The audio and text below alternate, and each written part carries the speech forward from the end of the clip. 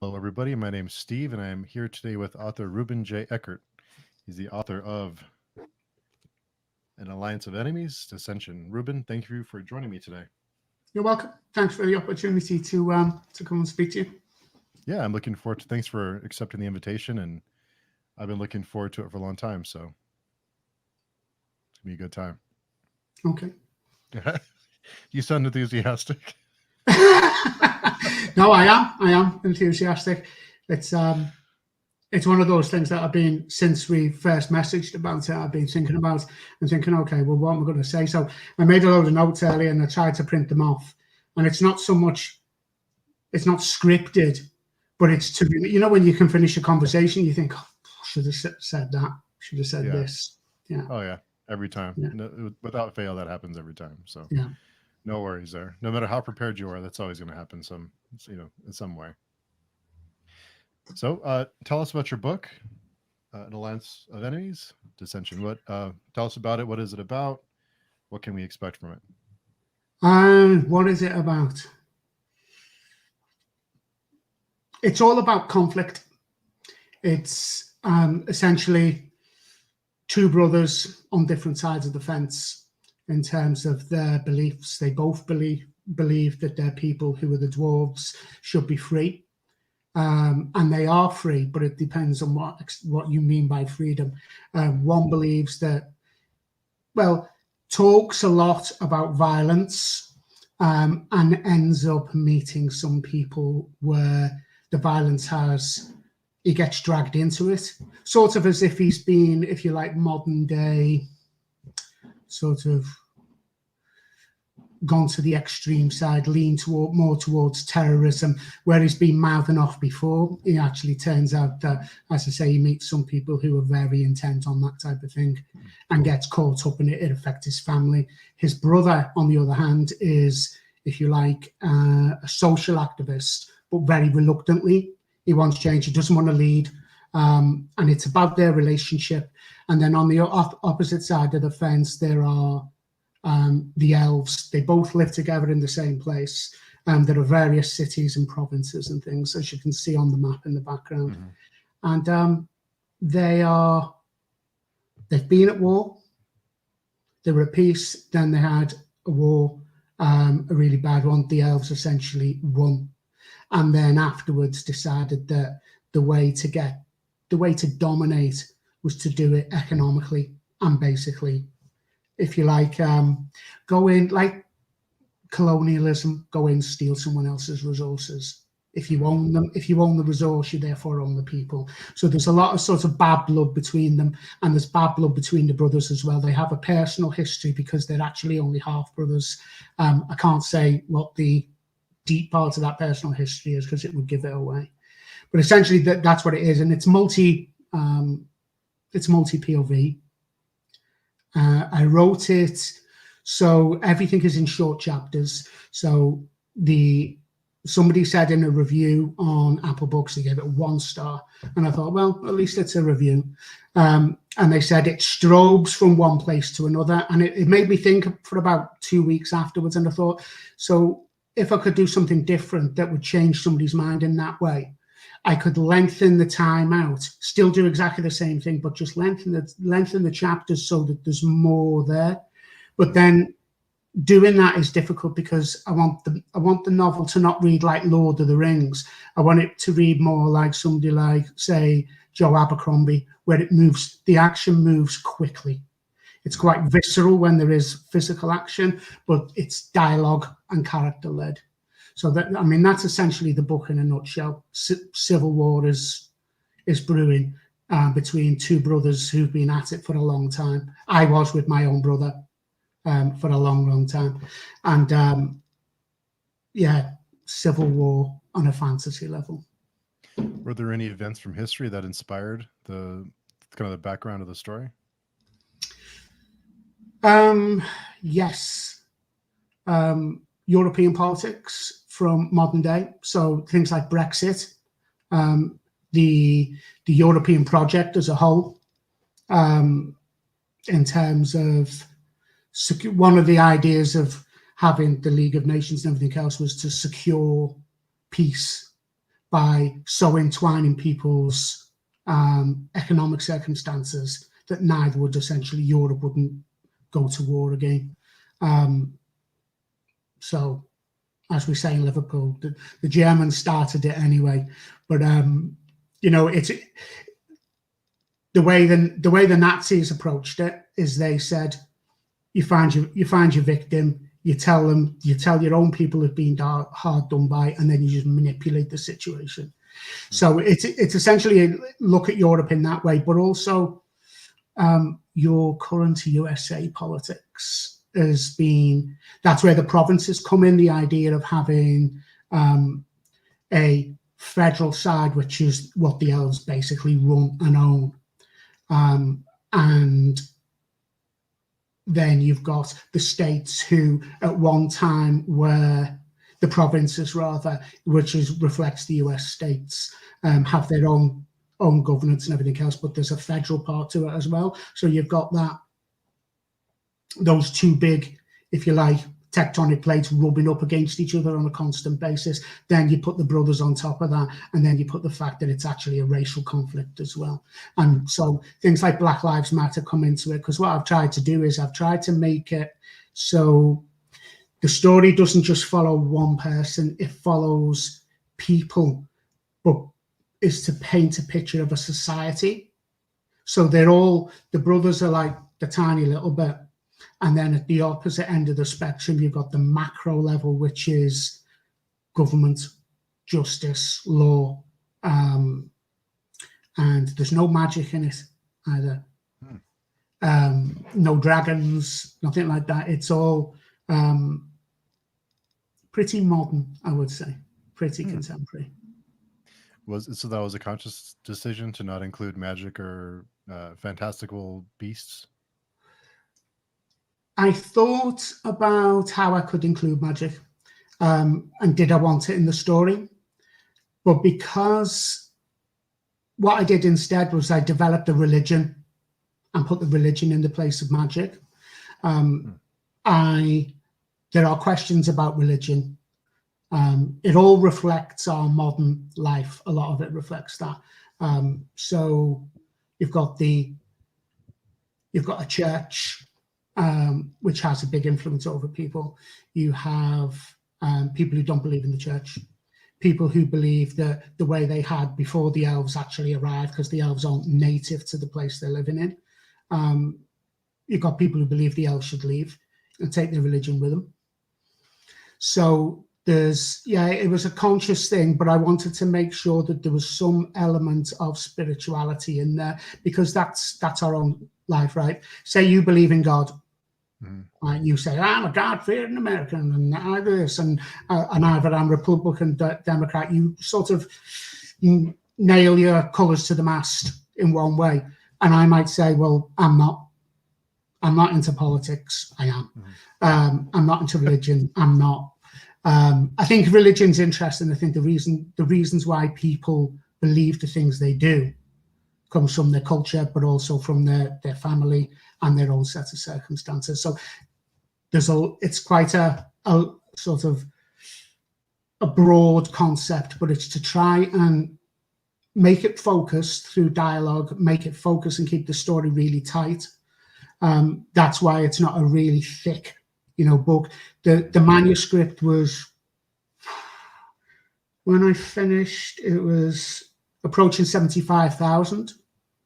Now that was before I did a big edit on it. Before that, it was 135,000.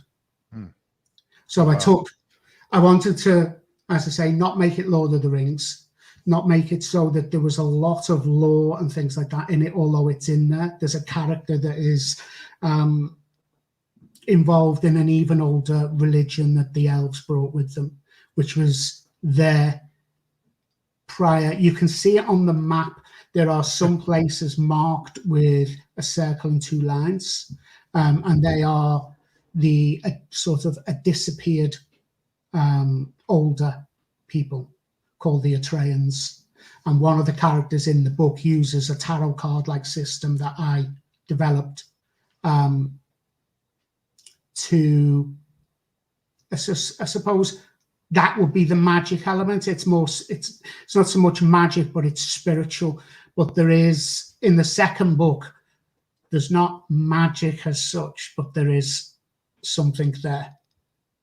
And that's you might, and people who are watching, anybody might have a different life experience and be really religious and believe that God touched them in a particular way at this particular time, and it couldn't have been anything else. And somebody else would say, "Oh, it's just circumstances." We live on a globe in a massive space, evolution, whatever you like. So I didn't want to discount or alienate anybody. What I wanted to do is show a society like ours, obviously a fantasy society, and then get people to think about the way we interact with each other. I mean, there's so much going on that I don't think there's a need for magic as such. That's a good point. Joseph Carroll says, "Can't always have dragons." That is true. Yeah. Dragons are good. Dragons are good. You don't always have to have them, though. And our friend Derry is here. Hello, Derry. And Fit to be Read said, "Interesting concept for fantasy. I don't read enough fantasy to know, but I'm guessing real-world spirituality in fantasy books is unique." The reason why I went the way I did, not so much with the spirituality, was there's a few people that have influenced it. One of them was James Barclay, who I talk to now on Twitter. I've read a number of his books, and I read a fantastic book, which is, he told me he would never, ever attempt something that big as a fantasy project again, called The Cry of the Newborn. That was the first book, and that is sort of this thickness. Yeah, I've got it on the shelf there, and it's actually on my website, and I might a mini write-up of it. And then the other one was, say, not in terms of the mechanics of writing, but just the idea of taking our world and putting it in a fantasy world, because we read fantasy to be, or horror in your own case, because you look into another world, or you look into an aspect of the world that is not what you experience. So you look for something else for whatever reason, psychological reason that might be. But that if you can't, I read in Terry Brooks' book that he always thought, if you can't relate the fantasy elements in the book, if somebody reads it and it doesn't speak to them personally, it's because they can't relate to it. So the characters in the book they have different attitudes, different problems. Some people might go, "Oh, I don't know, or well, that's terrorism." Yeah, it is. Yeah, and there's some acts of terrorism in the book. I'm not saying that this is the way to go. It's merely saying this exists. If you stick your head in the sand, what you get to see, what you get to solve, It's true. And I have noticed, from the the first thing that struck me about the book when we first started interacting is the cover. And I was curious what went into the cover. How did you choose a cover? What is that process like to choose a cover? Yeah, I really like the cover myself. I wanted the cover to be sort of ambiguous not in the title and in the picture. And I was looking at David Gochran's site about things like Amazon publishing, all that type of things, algorithms, how you get things into, the technicality of self-publishing. And he just recommended this guy on his website. He said, "Oh, you can buy covers here." So I went in, and that was in the bargain basement. It was $15. Really? Yeah. Wow. So I was like, okay. So I bought that one, and I bought another cover, and I bought a wraparound cover, but then I re-edited the book, and so the wraparound no longer fits the thickness because everything is measured. It's all templated by the artist. So that was just something he put together, and then you tell him, "Yeah, I want that one," and then you tell him, what size the book's going to be, all that type of thing, the dimensions, and then yeah, he came back with that. But when I saw it, I mean, I'd gone through so many, and he writes things really tongue-in-cheek. He doesn't put like an alliance of enemies, things like that.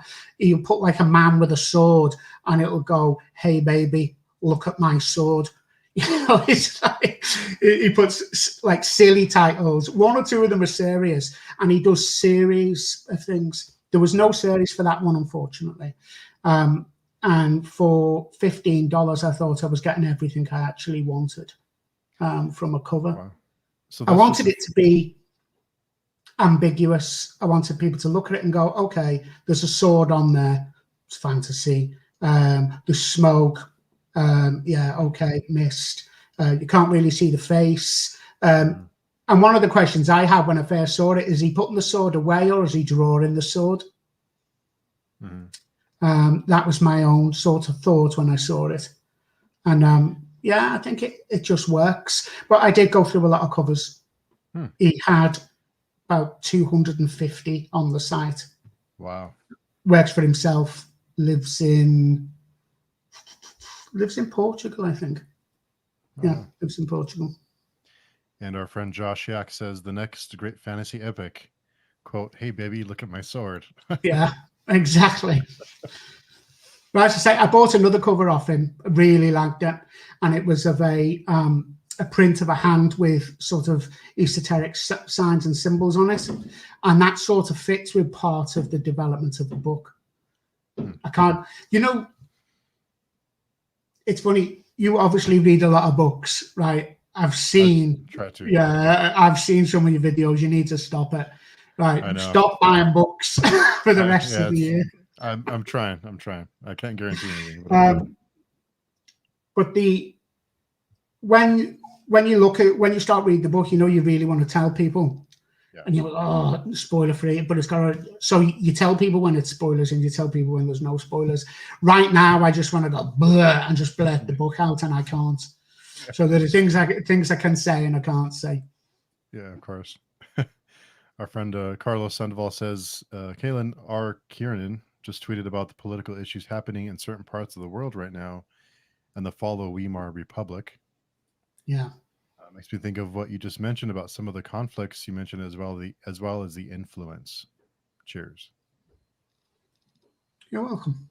I mean, this is the book from a writing perspective, and it's on the website, and I've recommended it on Facebook and things. That solutions for novelists. There's two of them. There's solutions for novelists and solutions for writers. Writers is about writing nonfiction. This one by Sol Steen, a writer himself and a playwright. And I read through that book about 4 times, just trying to get into my head the concept of things like really sticking with point of view, not exchanging in scenes point of view and muddying the waters for people. But the biggest lesson was dialogue and how important it is, not so much what the characters actually say in the words you use, but what the intent is of the words, you know, and how I'll read.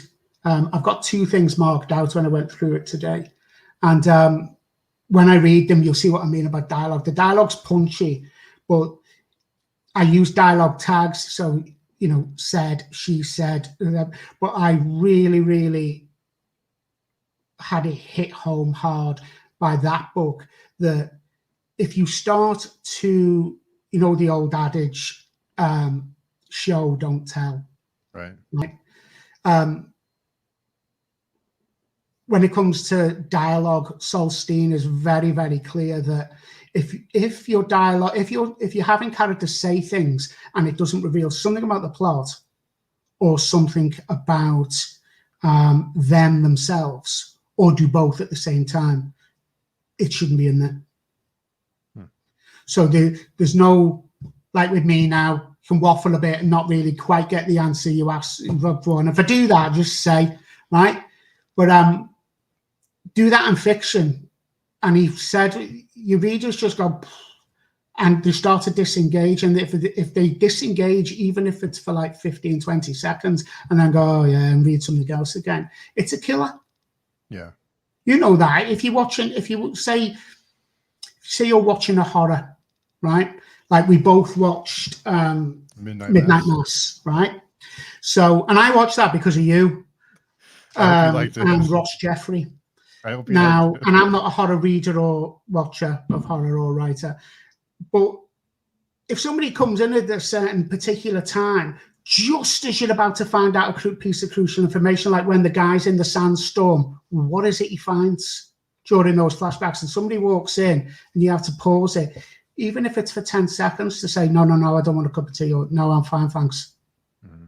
That 10 seconds kills the tension. And so when you're reading, I think that's where film and writing differ, and why you get so much trouble between readers and when, like June, say, and it's adapted. People have their favorite bits, but then they're different mediums, and balancing one against the other is a really difficult thing to do. So for me, all my books are just falling over. For me, if somebody disengages, they're not living it in their head. Therefore, there's no film, there's no reel going. And if you can't make somebody visualize it, or they're distracted from visualizing because of something you've done in the book, you're losing the reader. And when I read that in there, I was like, wow. And it took me a long time to write. I've suffered from mental illness. I mentioned that in the thing. So that affects me. If I was having a bad day today, I'd have just written to you and said, sorry, I'm not turning up today. I'd have done a G.R.R. Martin, and the book would never have been finished. But it took time. And if you could have made it, that would have been okay too. No hard feelings. Things happen. Yeah, they do. But I think for me, it's the conflict, the dialogue that drives the conflict. I mean, the brothers, like me and my brother, we were at it constantly for years and years and years. And yet, if it came to it, you know that you love each other. And it's the same with those two. If it comes to it, you know that there may be a chance that actually maybe you just won't stick the knife in. Like one of them, there's sort of, if you like, the more reasonable guy, Radvir, carries a scar right down his face, and his brother gave him that. And it wasn't an act of outright violence in that they were fighting and he slashed him across the face because he just happened to catch him. He held him down. And said, okay, there we go. And there's a line of dialogue that goes with it as well. And he offers to give him another one during an argument as well. So there is a premeditated angle to it, So I can't even remember what the question was now, but essentially, if there's no conflict, there's no story. If you distract the reader by writing crap dialogue, you may as well just not write, or just do it better next time. Yeah. And our friend Amanda from the Reading and Writing Life is here. Hey, Amanda, hope you're having a good week. And from the first set of edits you did, you mentioned you cut a lot out of the book. What things did you look for specifically that you cut? Were there certain things that was it that tempo that you were talking, kind of like having a momentum, and were there dips that you tried to speed the book up, or what were things that you specifically looked for to cut? I think you just nailed it. In the first instance, it's looking at those things that, like a piece of if I go wind back slightly, a piece of advice that I got from Anthony Ryan on Twitter. I said, how do you know? And I addressed it to him and Ricky Gervais. And I said, how do you know that when from a writing perspective, when you've done enough editing? Mm-hmm. And Anthony Ryan came back and said, because when you're just moving words around on the page and it's not having a positive effect, you're done. And Ricky Gervais came back and said exactly that. which I was really surprised that he actually came back. I know he does. He looks at Twitter all the time. He must have bugger all else to do, but apart from accepting the awards. But no, I mean, and you look at Ricky Gervais's writing, it's superb. I've not read any Anthony Ryan yet. Oh yeah, you have to read. Yeah, he has some great books. Yeah, and the one I'm going to start with is The Pariah. That was the first work I saw by him, and yeah, when look at things to cut. So if you take that back and look at the question you asked, if it's in there and it's not really making any material difference, if you cut it out, what does it do? And when you said pace, that was the thing. It's so easy to get wordy. It's so easy to have extra commas in a sentence and put neat things in, and it makes sense to you. And you might think, oh, that's a nice piece of writing. But if it slows that sentence down and it slows the reader down, your history, people just look at it and go, oh yeah, it was okay. Because I want people to look at my book and think, that's worth a 4-star. 5 stars, okay, 5 stars, great. I've got 1 5-star review. They never left a review, just left 5 stars, but it doesn't tell me anything. Whereas if somebody came back and said, I think the chapters should be longer next time, I'd think, okay, so next time I'm editing a book, I can look at whether or not that's it. How many people have said that? I'm a self-doubter, right, by nature. So it's easy to get to have too much doubt in your own ability, in your own work. But I think that's one of the things with self-publishing. It's you. You're in charge. You're the one who says, okay, well, actually, I'm going to leave that in because I like it. You know, by about the 10th read of Lord of the Rings, I know you haven't read it. Shame on you. I know. Right? I know. By about the 9th, 10th read, I skip all the songs. Now, some people go, oh, no, you can't skip the songs. I mean, honestly, open it up in the Fellowship and start looking at some of the Elven songs. You'll be able to do your own version of Midnight Mass where you just kill yourself right at the end of it, because they're just like, oh, no, this is tedious. You know they're coming, and skip them and move on, because they do slow the story down. But in terms of Tolkien and world building and everything else, it makes sense, right? It's just, it kills. Midnight Mass was great, right? You look at Midnight Mass and look at the way they piece that together, things done out of sequence, and those flashbacks were done really clever, just the right amount. Because flashbacks, that was one of the things Solstein said, if you start doing flashbacks all the time to tell a story, you're essentially telling the wrong story. And Midnight Mass got that really great. I thought it sort of diminished towards the end. But if you kill the pace,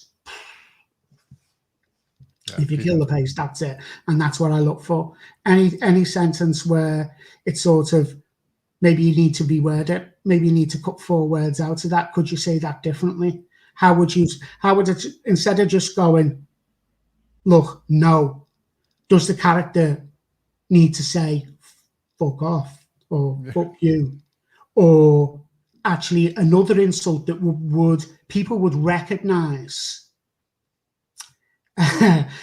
People would recognize and get it and maybe laugh at that, but they would also it would fit with the character, and it does something that says something about that character. And there's bad language in the book, if you like, but they're only words at the end of the day. They are only words. But it's done, like, one of the characters is very sort of prim and proper. He's like the head magistrate. There's provincial magistrates, and then there's the guy at the top. And underneath him is sort of, he's not his deputy, but he's one of the main characters called Glenevin. And in the beginning, I thought sort of he was going to be a really sort of well-rounded character that I would stick into the story, and he would be in most of the scenes with somebody else. And it turns out it wasn't, because the book wasn't about him. It was actually more about the brothers, which was about me and my brother and about my own life experience. And they were the bits that resonated with me, because I knew other people would resonate with them, and they resonate with other people. And then it became a case of, well, if you cut things and you're making it worse and it's not as clear, great. But if you can shorten that sentence down to 5 words of dialogue, and you don't have to say another 4 sentences because of that one dialogue, because the reader knows, that works for me. That's why each page has got 4 words of 48 font on it, right? So it's like 271 pages, 4 words a page, because it's brutal and short, just like life. That's true. Our friend Amanda from the Reading and Writing Life says, I read the synopsis on Amazon and the premise sounds awesome. I'm adding it to my Kindle right now. And Thank you. She's also reading Lord of the Rings right now too. Oh, it's rubbish. Yeah. The old down the end. She says the songs are the worst part of the Fellowship. They are. Yeah. Unfortunately, it's, if you go back, like we talk about things you need to cut. How do you pick up the pace and things? If you look at Peter Jackson's Lord of the Rings, the 3 films together, I think they're exceptional. And somebody said to me, there's extended editions coming out. And I went, yes. If you make them 5 hours long, I would still go and see it. I would still buy it on DVD. And I do. But what they do is they put bits in that are in the books that you wouldn't expect to be in there, but they reveal so much. It's really, really cleverly done. And like Gandalf's character in those films is just brought to life. His dialogue is exceptional. It's just so well written. And then if you go back and you look at the first version of Lord of the Rings, the animated version, Bakshi's version, I love that version. It doesn't complete it. It only just goes after sort of Boromir's death and a few bits after that. But that has mystery to it to me. I first saw that when I was 10 in the cinema. And that cuts a lot of things out. There's things that are changed. And in Tolkien's book, there's a guy called Glorfindel. And the only thing he appears in the book for is to ride up and find the party as it's on its way to Rivendell. It's okay, fine. But that's the only thing. So he's got lines of dialogue and a few pages and then the flight to the ford and everything else. So what Peter Jackson did said, well, okay, there's a romantic interest. We'll put that in because it's Hollywood. But what we'll do is we'll put in the place of Glorfindel because that works. So you create a narrative and a character and everything else that works for the audience. Glorfindel doesn't. He's a nobody. He really is. He was sent out. He says in the book, I was sent out with a few others, and we went out on the lash and looking for you lot. And now I found you. Ain't it great? And then disappears. So you don't care about Glorfindel.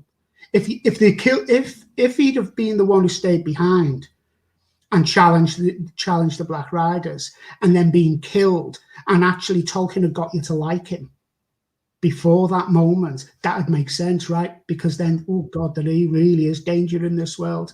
But the danger, I think, with fantasy, when it's quest based and it's for a magical item. I love those type of books. Don't get me wrong, but when you lengthen things out because it's all about the journey of the characters getting to this place, and they change along the way. Mm-hmm. If you look at it, what you get is adventure. It's like film cells. You get the bit there where they do this, and like a Tom Cruise film, and then you've got the bit that comes next, and then you've got the bit after that where he hangs from a helicopter, and then you've got the motorbike bit, like the Bond film, the recent Bond film. When I went to see No Time to Die, I sat in the cinema, and something happened. There was a brief pause, and I thought to myself, here come the motorbikes, and next minute the motorbikes come shooting over. It's typical. It's sort of typical Bond. It's what you expect. Whereas if you kill somebody, if you do an Abercrombie, and you like make them like this person, then slaughter that person to reveal character in somebody else, or it's not even the person who does the killing. It's the person who ran away. Mm-hmm. It's the person who pretended they weren't there. It's the person that actually saw it coming but didn't say anything. That's the real meat of the story there for me.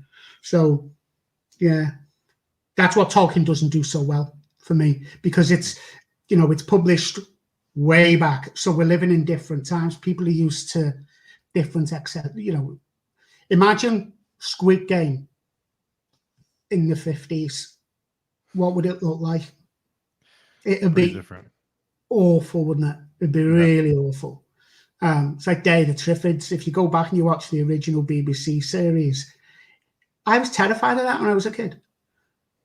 Now it's nothing. So times change. So I'm not trying to be arrogant when I talk about Tolkien. I've read the books, I think, 13, 14 times out the way through, and the Silmarillion as well. And the Silmarillion, I said last week in the chat, the Silmarillion's a difficult read. Mm-hmm. It's slowed down by the amount of information on every page is just incredible. But it does slow the story down. But then you get these gems in there, like the story of Beren and Luthien, where the guy is told, okay, you want to marry my daughter? It's one of those. Go off. And Morgoth's lair, like the worst place you could possibly visit and the worst being you could come across in Middle Earth. He's got these things in his crown called Silmarils. I want one of them. And that's essentially the story, right? Go and do that. So it's a quest, but the stuff he goes through to actually get there is more like modern day fiction, fantasy fiction, because the character's left ripped to pieces. He has a battle that is coming. A werewolf gets sent out called Huan to take him on by Morgoth, because Morgoth knows he's on his way, and Sauron is just a minion at that point in Middle Earth's history. But the story's fantastic. I believe Peter Jackson, I heard a while ago, had actually bought the rights to do that, to make a film with Beren and Luthien. And it'd be a good movie. You wouldn't be able to get another 3 movies out of it. It'd be a much shorter experience on the cinema. But it'd be good because it'd move quickly. Yeah. Pacing. Yeah. And Joseph Carroll says, when you're a new author, some people will not give you the benefit of having slow chapters. Yes. Yeah. Somebody, I don't know who it was on Twitter recently. Or it may have even been on Facebook in an authors group, because I joined one. And somebody said about their book's too long. And was this true in other people's experiences? Yes, I am from Liverpool. Local football rivalry. Yeah, the rivalry is worse between Liverpool and Manchester United than ever, and that's historical. I forgot what I was to say. Yeah, and somebody was saying, if you want to get published, traditional publishing, look at the sweet spot. And the sweet spot is somewhere between, for fantasy, it differs with genre, 70 to 100,000 words. I got mine in about 74 in the end. It would have been a lot more before the edit.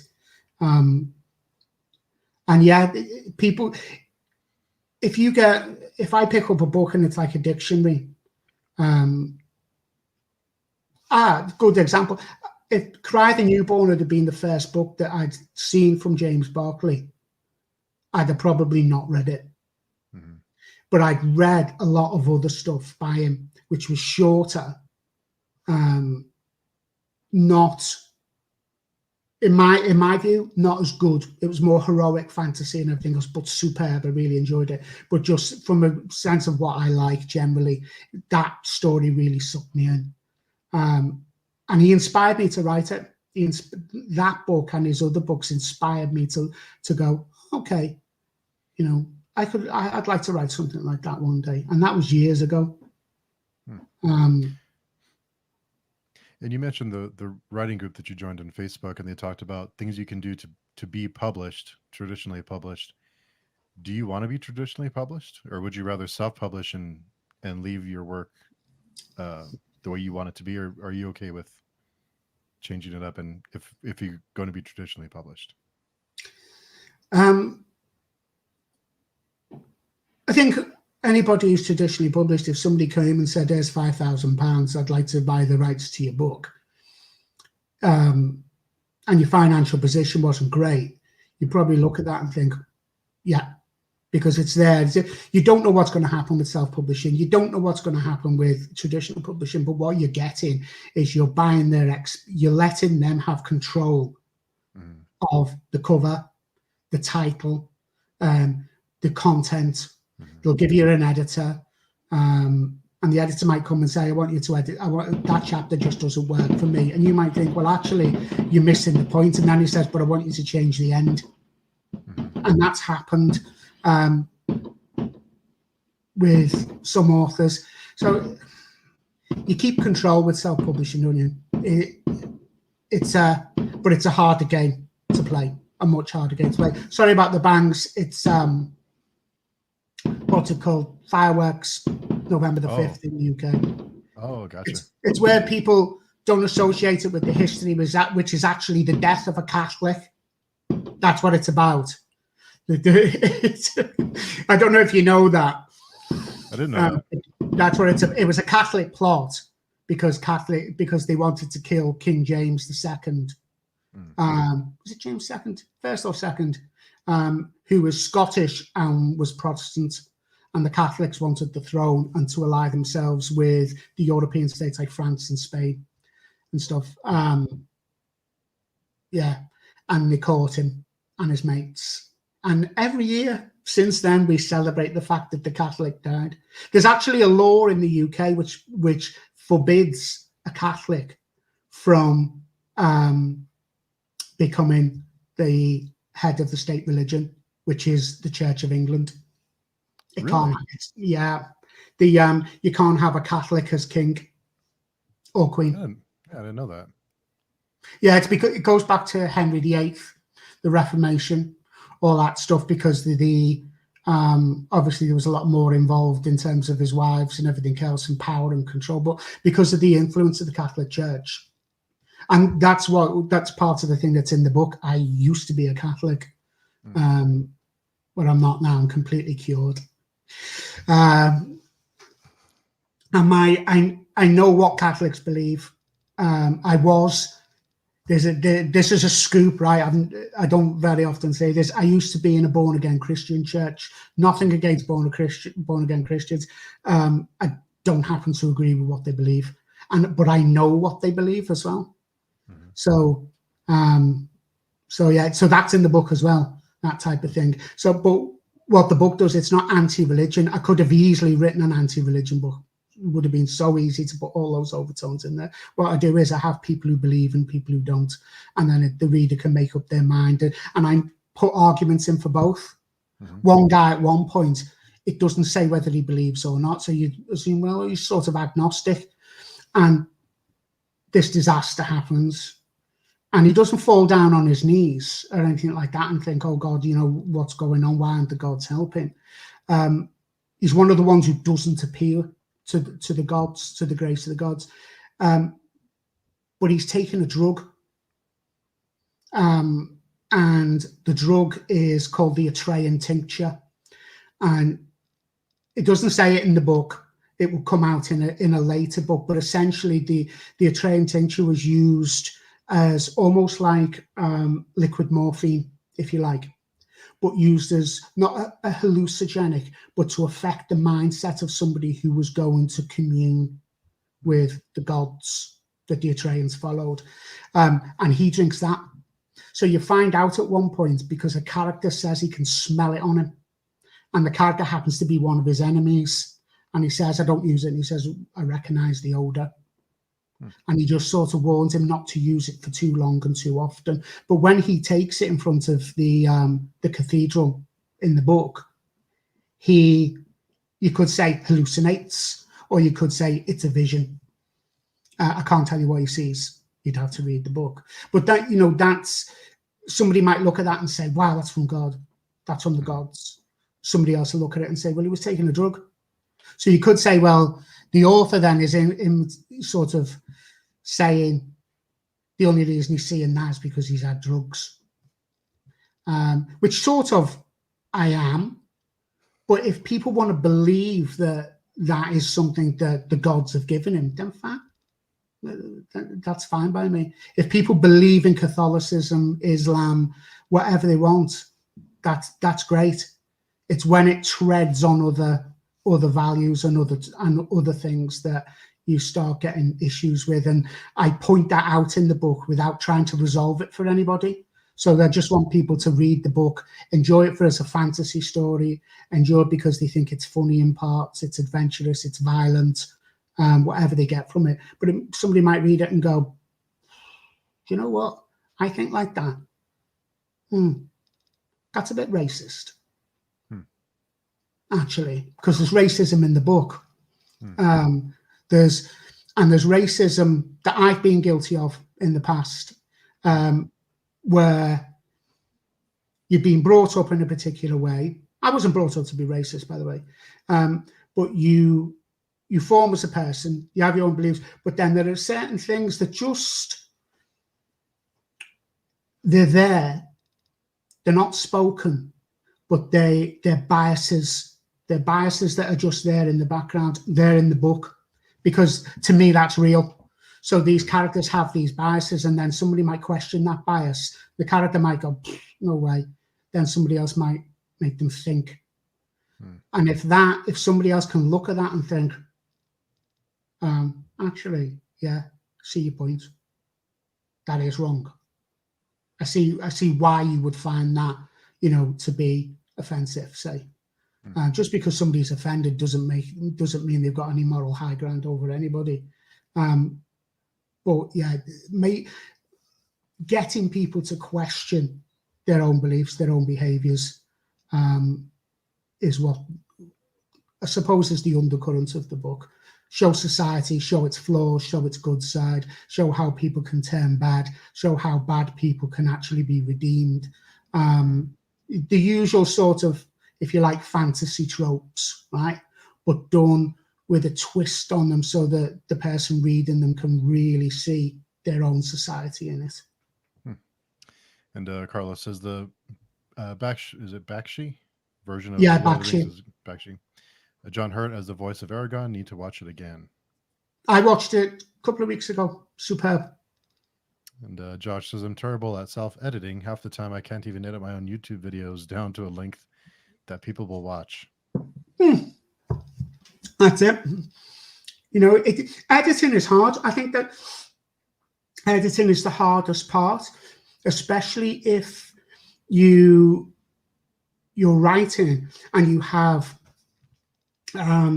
you're a self-doubter like me, but a self-confidence issue. So you start to think, oh, am I writing the right thing? Is that right? Is this right? And then you get into editing. And when you start seeing that things actually are wrong, that can sometimes, you start losing faith in what you've actually written in the overarching story. I think I've only written one book, but it's one more than a lot of people, right? Yeah, it's an accomplishment. Yeah, and that I hate that thing. Oh, yeah, but you're only self-published. It's not because nobody wants to pay for it. Well, if somebody buys it, somebody buys it. You bought it. You were the first person to buy my book. I pre-ordered it. Yeah. Yeah. Yeah. And I was so grateful for that. That made me really excited, and that makes you go, "Whoa!" One, I need to finish it. Because it's due out in 2 weeks' time, right? I need to stop editing, because you can edit and then edit and then edit, and you change it back and change it. That's the hardest bit, I think. Coming up with ideas, sitting in front of a laptop or PC or whatever, and going, okay, so how would I make that work? What would I do there? Oh, I've got an idea. Well, I do all of that. But when you get to the editing side of it, you start questioning, and once you start changing, you start thinking, well, if that's wrong, and then you see something else, and then there's something else afterwards, and that's just the name of the game. I don't know how many books Anthony Ryan's written, but he said, what he said about editing, when you're just moving words around, that's when you have to stop. And he does one draft as well, which is amazing. But that's experience for you. Yeah. That's when you've been able to go, yeah, I've nailed it. Yeah, he's Bloodsong is great. If you I know you haven't read Anthony Ryan yet, but Bloodsong is one of my favorite books. And Amanda says, I can't stay, but now I've got a new book to try. Thanks for doing these interviews and introducing us to new authors. No problem. You're welcome. I hope you enjoyed the book. And Derry says, I'm completely cured. What's she cured of? No, you earlier you mentioned that you're completely cured. Oh, yes. Yeah, and I told my mum recently when I went to see her about that you can buy T-shirts that say "I survived Catholic school," and you only really get that if you went to a Catholic school, especially during their time as well. But yeah, completely cured. And you mentioned are you planning a trilogy, or how many books do you plan in the series? How many books do you have it planned out for? How many books it'll be? I started with a red notebook, large A4 notebook, and started writing some character arcs and a few basic ideas. And I thought trilogy, and I thought that's a bit like, in a way, it's like a fantasy trope in itself. I'm going to write 3 books, Nothing wrong with writing 3 books. I mean, if you can write 3 books alone, that's an achievement. But as I started to finish the edits on this one, I just thought this could go so much further than 3 books. Mm-hmm. This could go on. I wouldn't want to do a Robert Jordan, die and leave it to my children or somebody else to finish off, right? I wouldn't want to do that, like the Wheel of Time. But because the society's there and it's formed, I still get, obviously I've got to have new ideas and things to refresh. I think you could easily get 5 books of that length. The next one will probably be a little bit longer because there'll be more of another character. None of the characters will drop away. They all have their own, like there's a guy with a gambling addiction who has been told, we'll wipe your debts out if you go and do this. And they want him to do a very bad thing, right? But you go there and you do this, and then you come back and we'll wipe your slate clean. So he goes there and he does the thing, and he pays this terrible mental price for having murdered, basically, this guy. And he makes it quick, but the guy's not a killer. He's a bundle of mistakes that he's made in his life. And these people have forced him into this position where, yeah, he could say no, but he knew they'd kill him. So he goes the other way and kills somebody else so he can survive. Sort of like dog eat dog in a way. But does that justify the killing of an innocent man? To him, yes. To the reader, hopefully not. Because if they think that's justified, they should be somewhere else instead of reading books. Yeah, so he does that. And as I say, he pays the price mentally for it. And then his story it doesn't fade away from there. There are bits of him showing the character development scenes where he meets other people and somebody else gives him a second chance.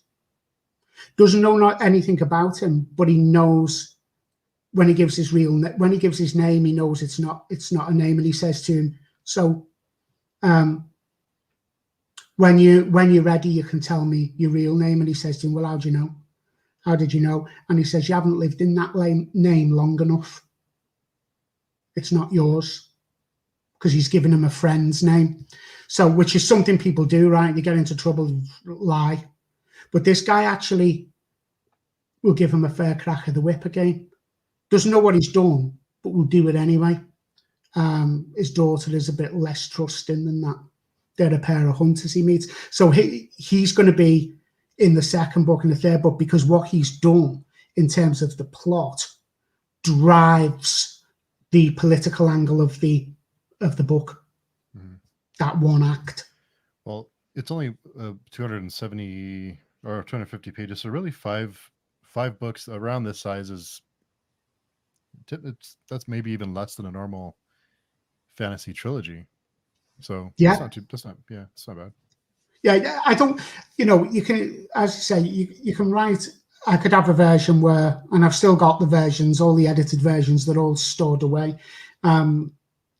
So you could have a much thicker book out there. I just don't think for a first time author that it works, simply because it's too long.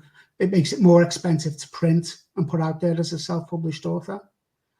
So there's practicalities involved, but also just the thing of getting people to read it and for the story to move quick enough that people don't lose interest.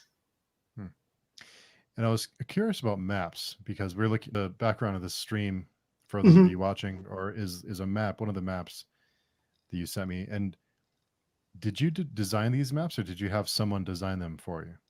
Oh no, I do that. I did that.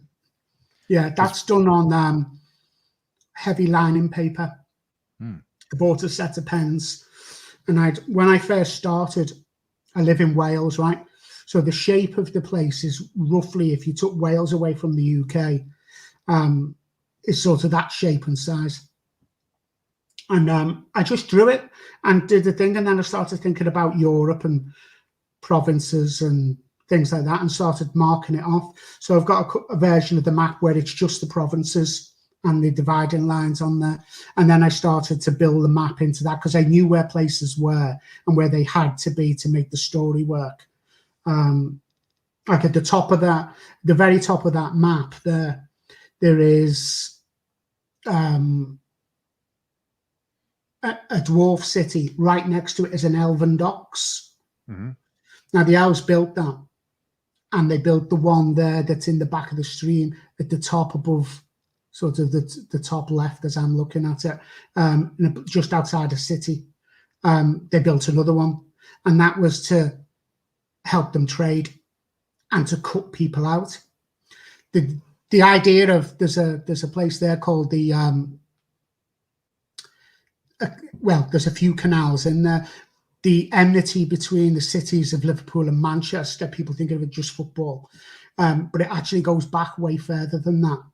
It goes back to the dockers were being really badly treated in Liverpool, and what they did was they weren't given any gainful employment, apart from every day a guy would come on the back of a wagon and pick certain men, like Dust Bowl America, right, in Steinbeck. And so we picked the men, and the next day they might not get work. So everyone else would go home disappointed, and they were poorly paid anyway for really hard manual labor.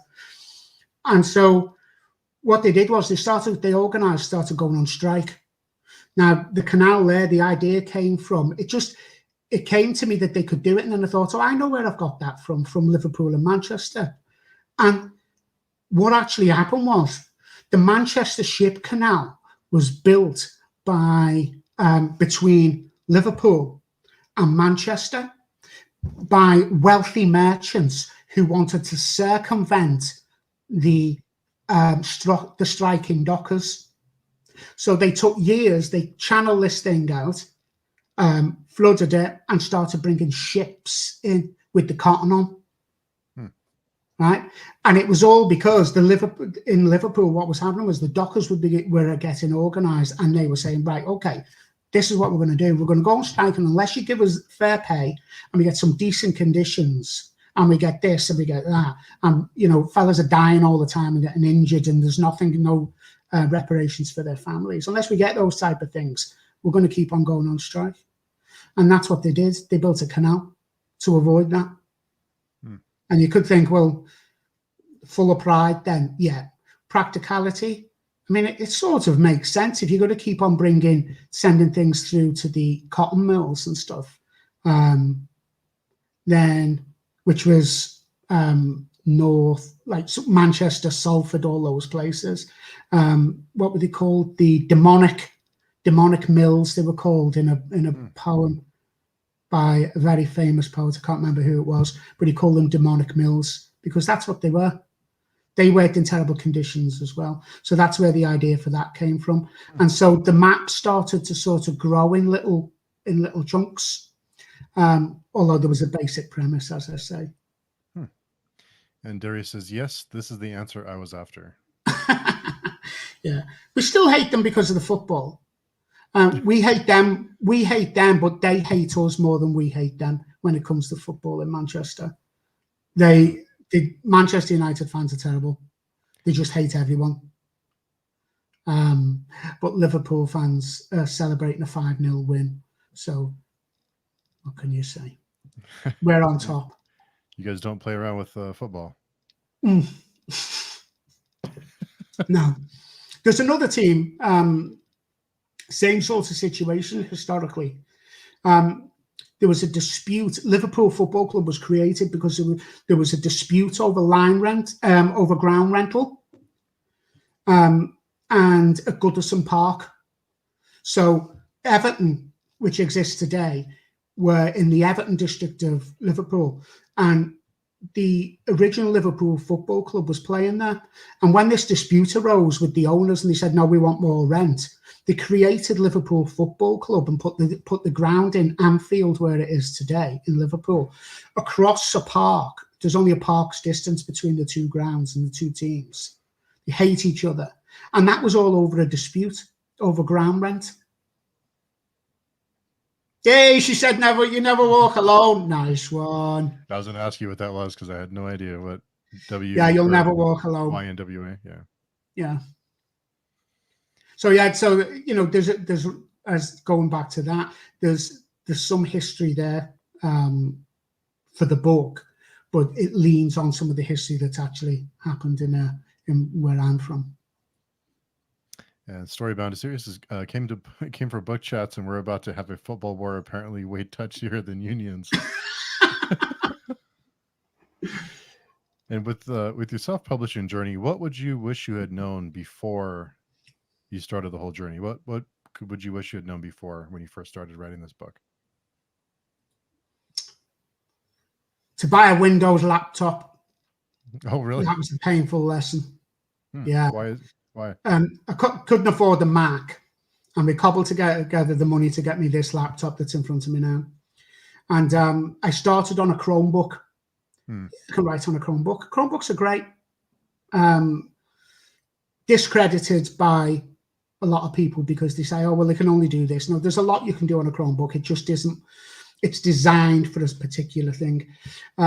So when I was writing on it, formatting and stuff, it just doesn't work. So I had to go through and make manual changes. When I push the file over, although there is compatibility, it's not you don't get a true Windows file until you reconvert it and reformat the whole bloody thing. Oh, wow. Yeah. So that was a lesson learned. The reason I was avoiding Windows was simply because I didn't want to pay for a license for it. Buy a laptop and pay for a license. Also, I had the PC and I'd had laptop before that. And you get that upgrade cycle of like, oh, the hardware needs updating. But then they released the terrible Windows Vista and Windows 7 and the performance issues with those two. I mean, that's enough to make you not write a book, because actually getting the thing started, getting it to work properly, getting it to not go blue screen and stuff. This thing's far more stable. It was on Windows 10. It's now on Windows 11. So yeah, a decent laptop with not too many distractions. I've got one game that I can play on it, and I've played it for about 4 hours since I put it on there a couple of months ago, and that's Rome Total War 2. And that's the only game, because if there's too many distractions, David Walliams was asked, and he said, so do you find writing easy? I mean, if you look at his books, you'd think, yeah, you definitely do find writing easy. But he said, I'd rather do anything else than write. I'll wash the kitchen floor. Guilty. Did it a couple of days ago. We sat at a laptop and couldn't quite think because things weren't going well, so I went and washed the kitchen floor. It's so easy to be distracted. There's I made some notes earlier, which are partly on my screen about. I read some. I used to live in London, and there was some research done on a thing called flow, and it was the idea of I can't even pronounce the guy's name. It's a Russian guy, and he said that he called it flow, and it's where you get into that state of you're totally immersed in what you're doing. Time doesn't really mean anything to you because you just engross what you do, and your mind just sort of naturally massages whatever you're working on, and you just go for it. And getting into that with 3 kids, 2 dogs, which are both terriers, and a wife and neighbours and things to distract you, like Fireworks. a phone and fireworks. These things are killers. Yeah. This more than it used to be television and video games. Stephen King said that in On Writing. Television, get rid of your television if you want to write books. It's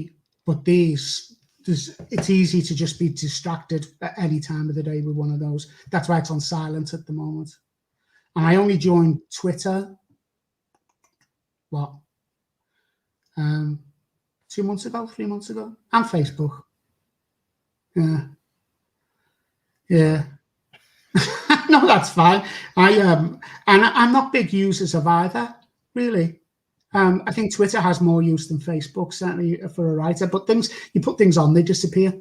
And that's the thing about flow. There's no flow to Twitter or Facebook. Everything's transitory. It disappears. That's the great thing about writing novels, I suppose. You write something, it's published, you die. It's there. It's still there after you've gone. Look at Lord of the Rings. Lord of the Rings was meant to be one book. One volume.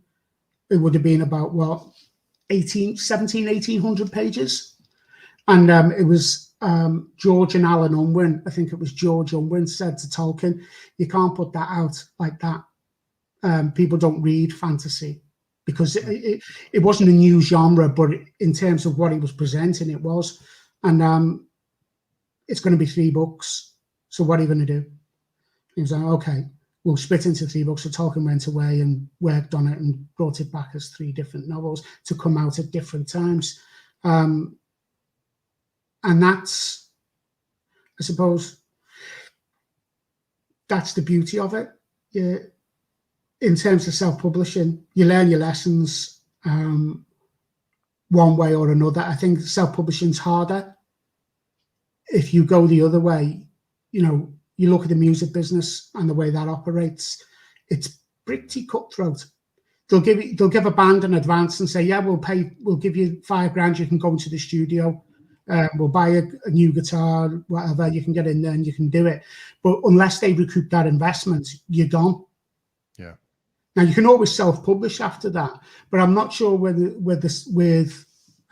traditional publishing whether or not you then owe them money because they're not recouping their investment. Yeah. You certainly do with the music industry. Yeah, oh yeah. You're on the hook, yeah. Legends of the Brave Bard by C.T. James says, "I do the same when writing. Use a simple laptop, no games on it, and just some good music and LibreOffice." Oh, Libre, yeah. Yeah, I'm using Windows now and using Microsoft Word. You can put other things on there, obviously. At least the wife is less of an interruption than the terriers. So true. Terriers are pretty distracting. Yeah. And stubborn little bulldog cross as well. Oh, yeah. Terrier. He's a pug and a bulldog cross. Yeah. He follows me around because I give him treats all the time. That's the only reason why. Because I'm the treat machine to him. I'm not a person. I'm just a treat dispenser. So he likes to follow me around. And on a sort of give me sympathy note, go out and buy my book because I need some sympathy. One of the reasons I self-published as well, I thought I can't be waiting 2 years before my book comes out. I didn't want to see that timeline because my wife's got cancer and she's at stage 4 when they discovered it. So you look at that and you think, well, I wanted my wife to see that. The book's dedicated to her and the children. Without her, I wouldn't have been able to write the book, not because she's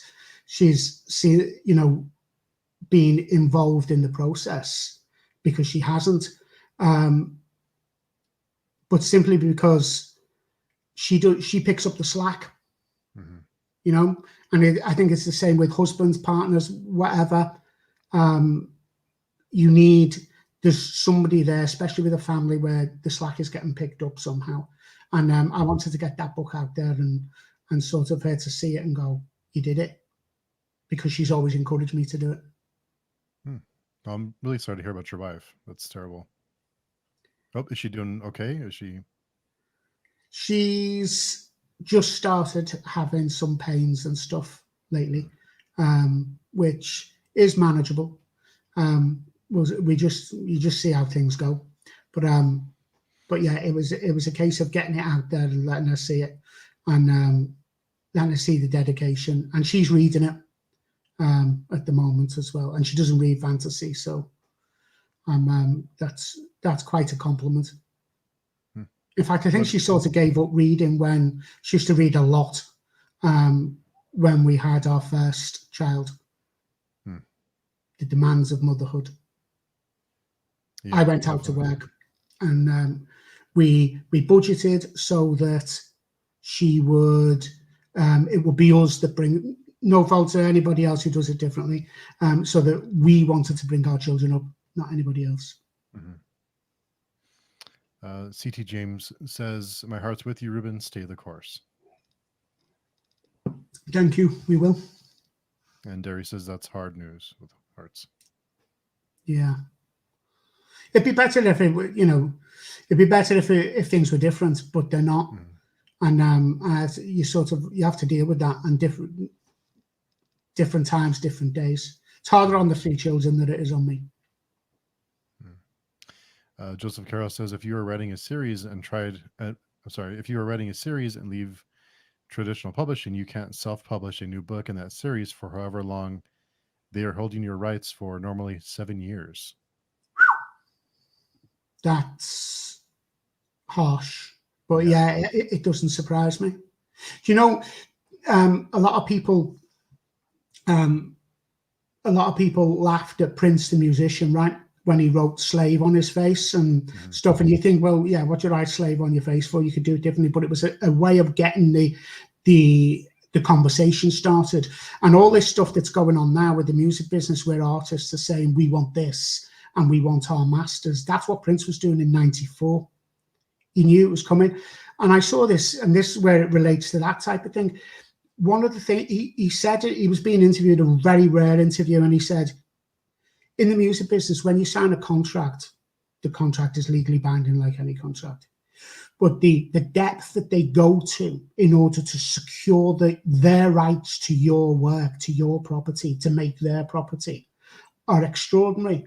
And he said they actually have a clause in there. It says that they own the masters, but they also own the rights to publish or republish your work. And they own it in this universe and any. I mean, that's extraordinary to actually say it doesn't. That's like a multiverse, right? It doesn't matter what happens. It doesn't matter what we scientifically discover. Once you've signed in that box in the contract, we own you, boy. And that was his problem with the universe. And you look at that, 7 years. Yeah. That would be pretty harsh to find that out after the fact, wouldn't it? Oh, yeah. And Carlos Sandoval says, the best to you and your family. Thank you. Darius says, George Michael did the same. Yeah, he was another one that was pretty vocal. I remember back in the mid 90s, I think. He did, because, and this is the type of thing with traditional publishing as well, I suppose. Stephen King reads a book, everybody knows the name, obviously lots of books out there. It's going to sell a certain amount of copies just based on his name. And they know that, so they know how many to print, they know what advertising they need to do, they know where, they've got all the experts to do that. But when when you get to the point where you don't feel like you're in control of your own work, then that becomes a completely different issue. And yes, they're giving you the nice stuff, but they're also leading you on. And what George Michael found was, he said he took them to court, and Prince phoned him at the time, because George Michael said he did, and said, you won't win. If you take them to court, you've got to do what I'm doing, record under a different name, use a different moniker, because they don't own that moniker. And George Michael said in the interview, nah. Prince rang me up, told me this. He told me I'd lose, went to court. He went to court, he lost. But his argument with Sony was, you under-promoted my album. You spent your money somewhere else, and you under-promoted my album, which was Listen Without Prejudice, which is a great album. Some really good songwriting on there. And yeah, I suppose you're only going to get so much as a first-time author out of traditional publishing.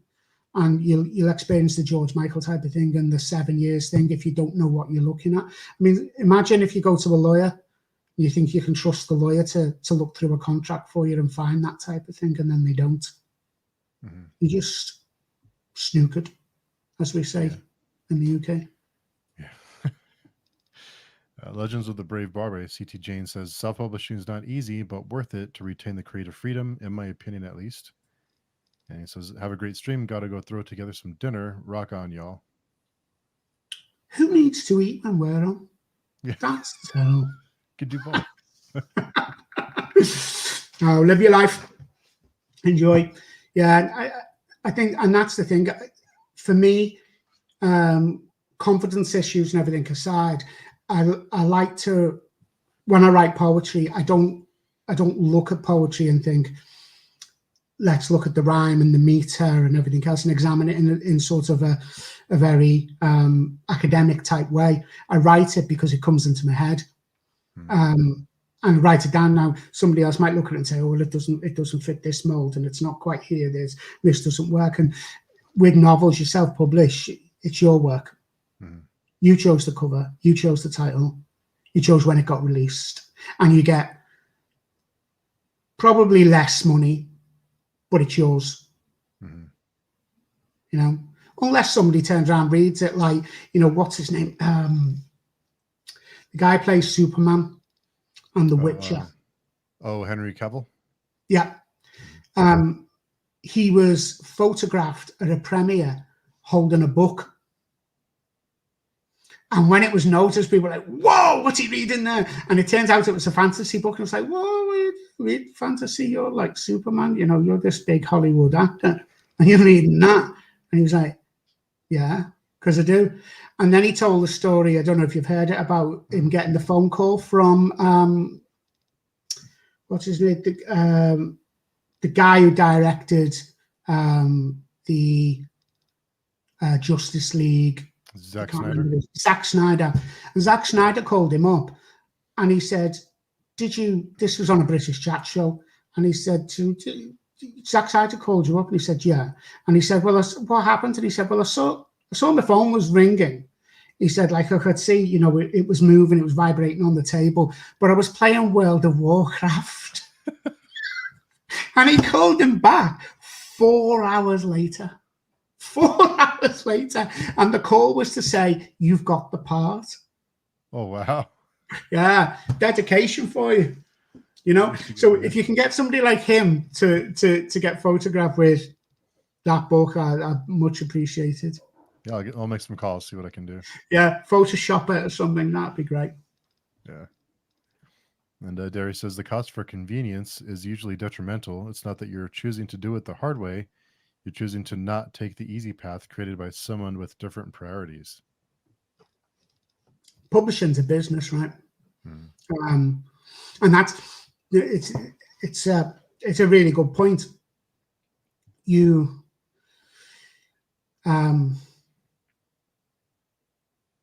They've got the expertise and everything else, but you created, it's your baby, and retaining control of that, I think it's an important thing for, if you say an artist, an author, of sometimes somebody to control their own work. That's what I never got by the painter, the stealth painter Banksy. His stuff sells for millions, but he does it on the side of buildings and things where he shouldn't do it in the middle of the night. And then councils come and cut it off and take away the entire piece. And then in the UK gets sued because it wasn't theirs to begin with, and it was on somebody else's building, and then somebody else makes the money out of it. So he loses control of that work, but he gets the publicity. And in some ways, that's what you get, I suppose, with traditional publishing. You're getting the publicity. You get your book is out there. You don't have to go on Twitter every 5 minutes or Facebook or, try and run Amazon ads or try and work out what the algorithm on Amazon's going to do with your book this week. Yeah, I've talked to a couple of different authors. You may have seen them that they had mentioned when they always try to have an online presence on social media, and when they don't have that presence, they notice that their sales go down on Amazon. This is self-published authors. Have you noticed that? Have you noticed a difference in sales with when you're not as present? I haven't. You're just not part of the conversation, right? And you're not in people's minds. So I just assume that, you can engage, say 500 people see a tweet. They call it engagements or something, don't they? Yeah. Something like that. So they see it. And then like one person here today, say you had 500 people watching this, then one person goes out and buys the book. So your conversion rate, you would say, was pretty low. But for a self-published author, that's good because they're buying your work. So I can't say I've noticed that because I've hardly sold any anyway. I think 7, maybe 8 copies. Oh, really? That's it? Yeah. And that's the thing. I don't have the money I didn't have the money for an editor. James Barclay said to me on messaging, like, it's critical to have an editor. And I said, well, if you can't afford one, got to go out and get one, and they're expensive. You've got your line editors and you've got your story editors. So they look at the pacing and everything else, and the line editors, you should probably know, looks at the line by line sentence structure where you've got spelling mistakes and stuff like that. And it even goes down to it's as mercenary with line editors where they look at it and they'll correct the first 15 spelling mistakes that they come across or punctuation mistakes. After that, they charge. Per mistake? Yeah. I'd be in a lot of trouble then. Yeah, so would I. That's the beauty of Amazon and ebooks, is that you can update your book. Amazon are pretty strict about how they let you do that, in terms of you have to justify why you've done it. Change your character's name, change the plot. No, they won't change it. But if there are issues that would be regarded by a customer who's bought the product as a quality issue of any sort, then you can get them to change it. Yeah. And you mentioned a handful of sales, but your book is still pretty new. I mean, it's still a new book. Yeah, I suppose it is. When did it come out?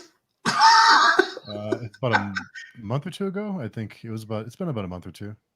Not very long. That's not bad for a self paper book. Yeah, because the paperback came later. So the paperback's a couple of months.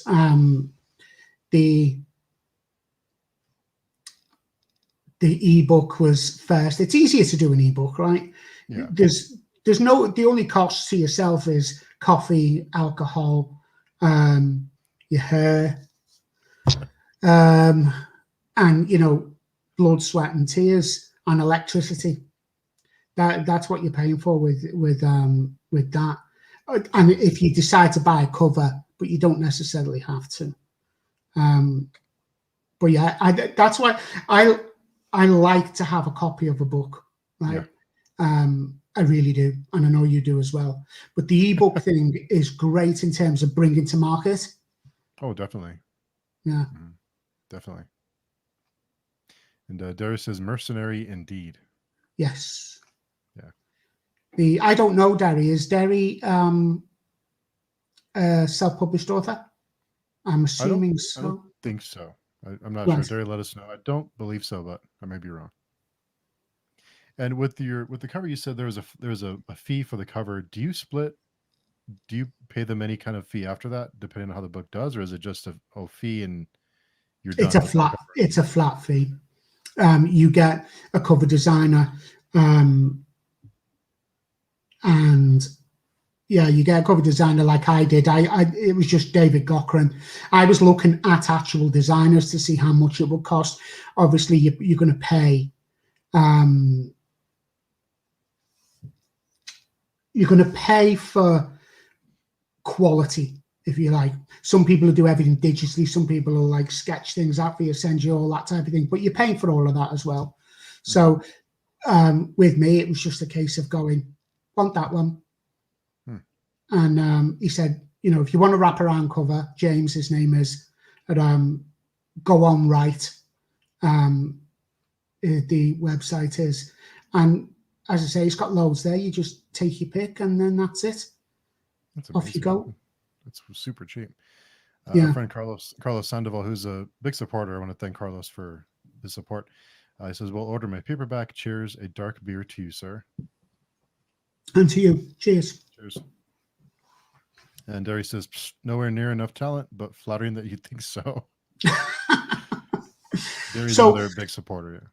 Yeah. What I'd like to know then from Derry is, I interview people in my sleep, right? I think I told you that ages ago, right? A lot, and vocally as well. I do really good interviews, by the way. Okay. Is from Derry. You have to teach me a few things. Yeah. So what's their interest then in? Is it just books themselves or publishing? Let us know, Derry, what your interest is in. And while we're waiting for Derry to, here we go, Joseph Carroll. Even having an editor, you get what you pay for. I found that out. If you want flawless, you're going to be paying more than you can imagine as a new author. Yeah. And you know, this thing around, you pay for the length of your book as well. You know, the thickness of your book is going to increase your costs. But this thing about vanity press, right, and how the scamming nature of things, and I had to look into that once I'd been on David Cochran's site, and I was just amazed that I thought, how do people fall for these things? But then, in a way, they're saying they'll do this for you and they'll publish your book, but you're paying just for the publishing end. Whereas with editing and line editing and story editing, your costs just pile up over time, and then you pay bits out here and there, and as I said, it can be, you know, really expensive. The vanity press people, they don't care. They just go, oh yeah, that's good enough, thanks, and they've got your £750 or, you know, wow, $800 or whatever to actually publish. Some are really cheap, some are more expensive, because, you know, there's this. When I was working in London, we went in and we were doing bids, and IBM, HP and Fujitsu were bidding. And when they all came to separate meetings, and we sat around the table, and when we looked at the bids that they put in, we're like, Fujitsu's too cheap. There's something wrong with the bid. And out it went. Yeah. You know, people just knew that it wasn't the full story. And I think that's what you have to be really careful of when you're inexperienced. I'm inexperienced. I write, yeah, but apart from that, and I've learned along the way, and there's so much bad information out there, right? You know, you can read. I don't know which site it is. The one that Amazon bought, is it Goodreads? The one where people, the reviews and stuff. Yeah, and people can just spam bad 1-star reviews on there. And somebody put a thing on Reddit recently and said, I go on Reddit every now and again, and there's some very funny people on Reddit. And this guy said, how can there be over 5,000 reviews 1-star reviews for a book that hasn't been published yet. it was so obvious that what they'd done, but it was the next book in the Game of Thrones series.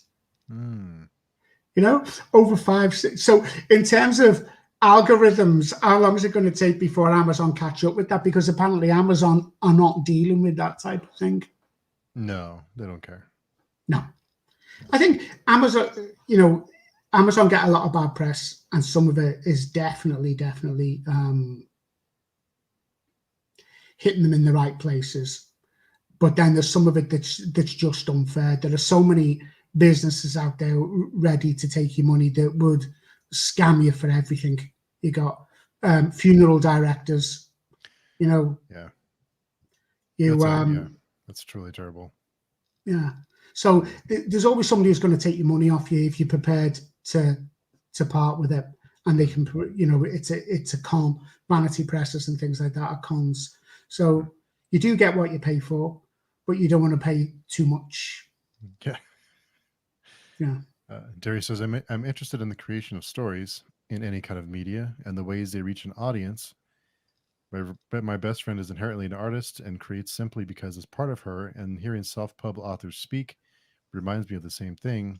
There's a story of wanting out however it can. Yeah. I write poetry, still do from time to time. But when I write a poem, this might sound pretentious, but it's just true for me. I feel that there's a poem, I call it going to be born, 2 to 3 days before it actually happens. And it's just one of those weird things. When I get sad and I know I'm truly sad and upset about something, my collarbone aches on the left, never on the right, always on the left. It aches in the same place. It's just one of those weird things that happens, and it's a case of, you know, the story coming out. I never intended to have 2 brothers that fought the way they do in that book, but it ended up. It's sort of like as if the ghosts of 2 people turned up and whispered in my ear while I was asleep and got me to act in that way. And I ended up writing 2 brothers that it's not just, if you would say the antagonist and the protagonist, right? If you said, well, this brother is John, my brother who died, and then this is you. It's not as clear cut as that. We're actually both in there. And I admit to him, for him posthumously, that we're both at fault, right? In the book, the brothers say it in a particular way to each other. They both know it, but then they carry on fighting anyway. Yeah. Did you find writing this book therapeutic for you because of the conflict with your brother? I think yes, it's therapeutic in that, but it's after the fact. It's writing it and going and then reading it back and editing, and then that's when you really start, for me anyway, really start to think about how the story is playing out. And I started realizing, that's that from the past. That's that. I can't tell you why because it comes up, but it doesn't come up till near the middle of the book, about why there's there's an event in the past that triggers this enmity between them, because they're half brothers, so it's connected to the mother, and my father left when I was 11. So when I looked at the back of that, I thought, that's what that is. It's sort of like not consciously done, but your mind finds ways of bringing things out, you know.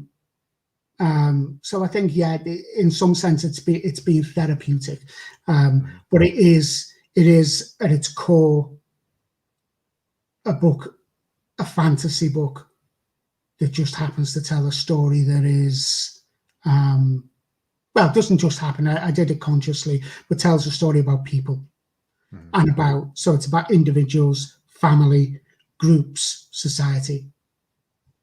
It'd be nice if we could all get along, but it'd make for a very boring book. Yeah, I think so. And you mentioned having a couple of portions you wanted to read aloud. Oh, yeah. Read those? Yeah. I happen to have a copy of this here. There's another 3 there. They're the ones that fell over, along with Edward Snowden, Mario Puzo, and David Young. Oh, actually, I was going to recommend a book to you. I know I said about not buying any more books. Yeah, you're not helping me very much.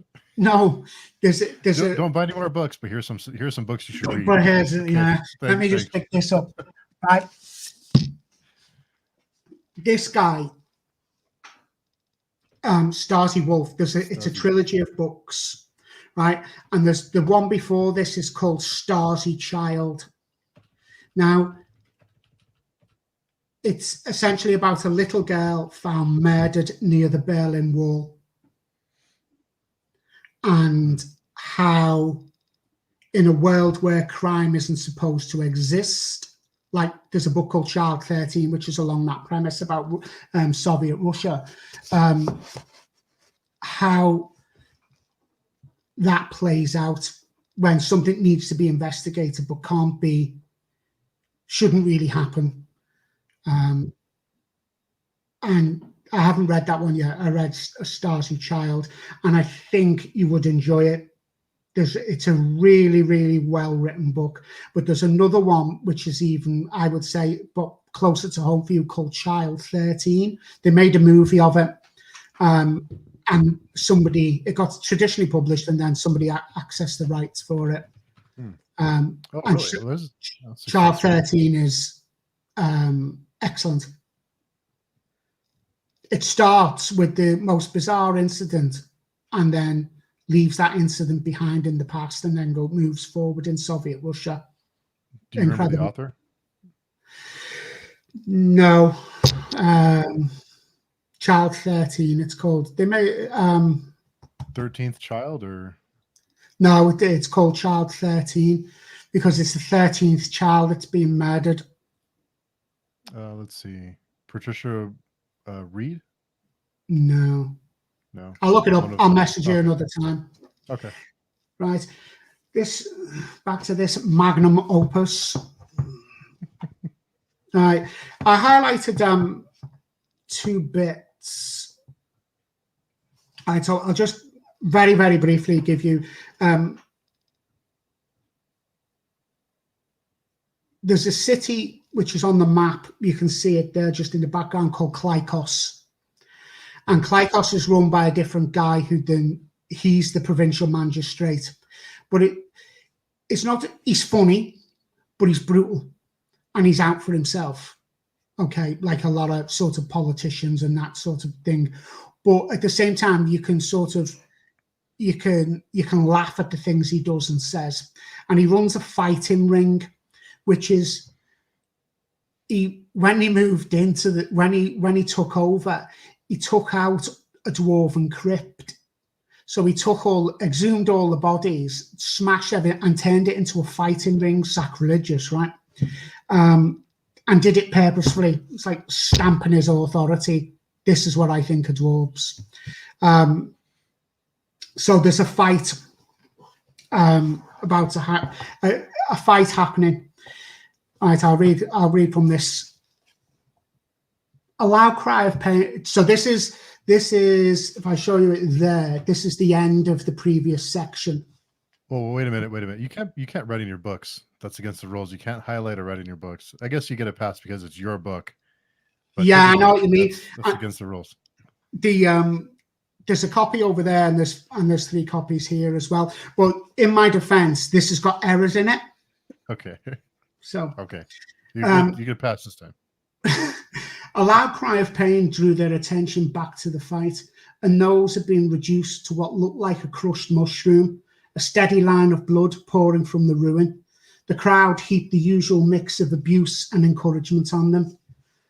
And then it moves then to inside the ring. So the fighters, one of the fighters is going to talk to the other. Did you like that weasel face? There was no reply. You're an ugly bitch, she taunted. Maybe you could cut those locks. You might be mistaken for a man one day. With bloody snot bubbles inflating around his nostrils, long hair rushed at the other, colliding with a strong fist to the side of his head.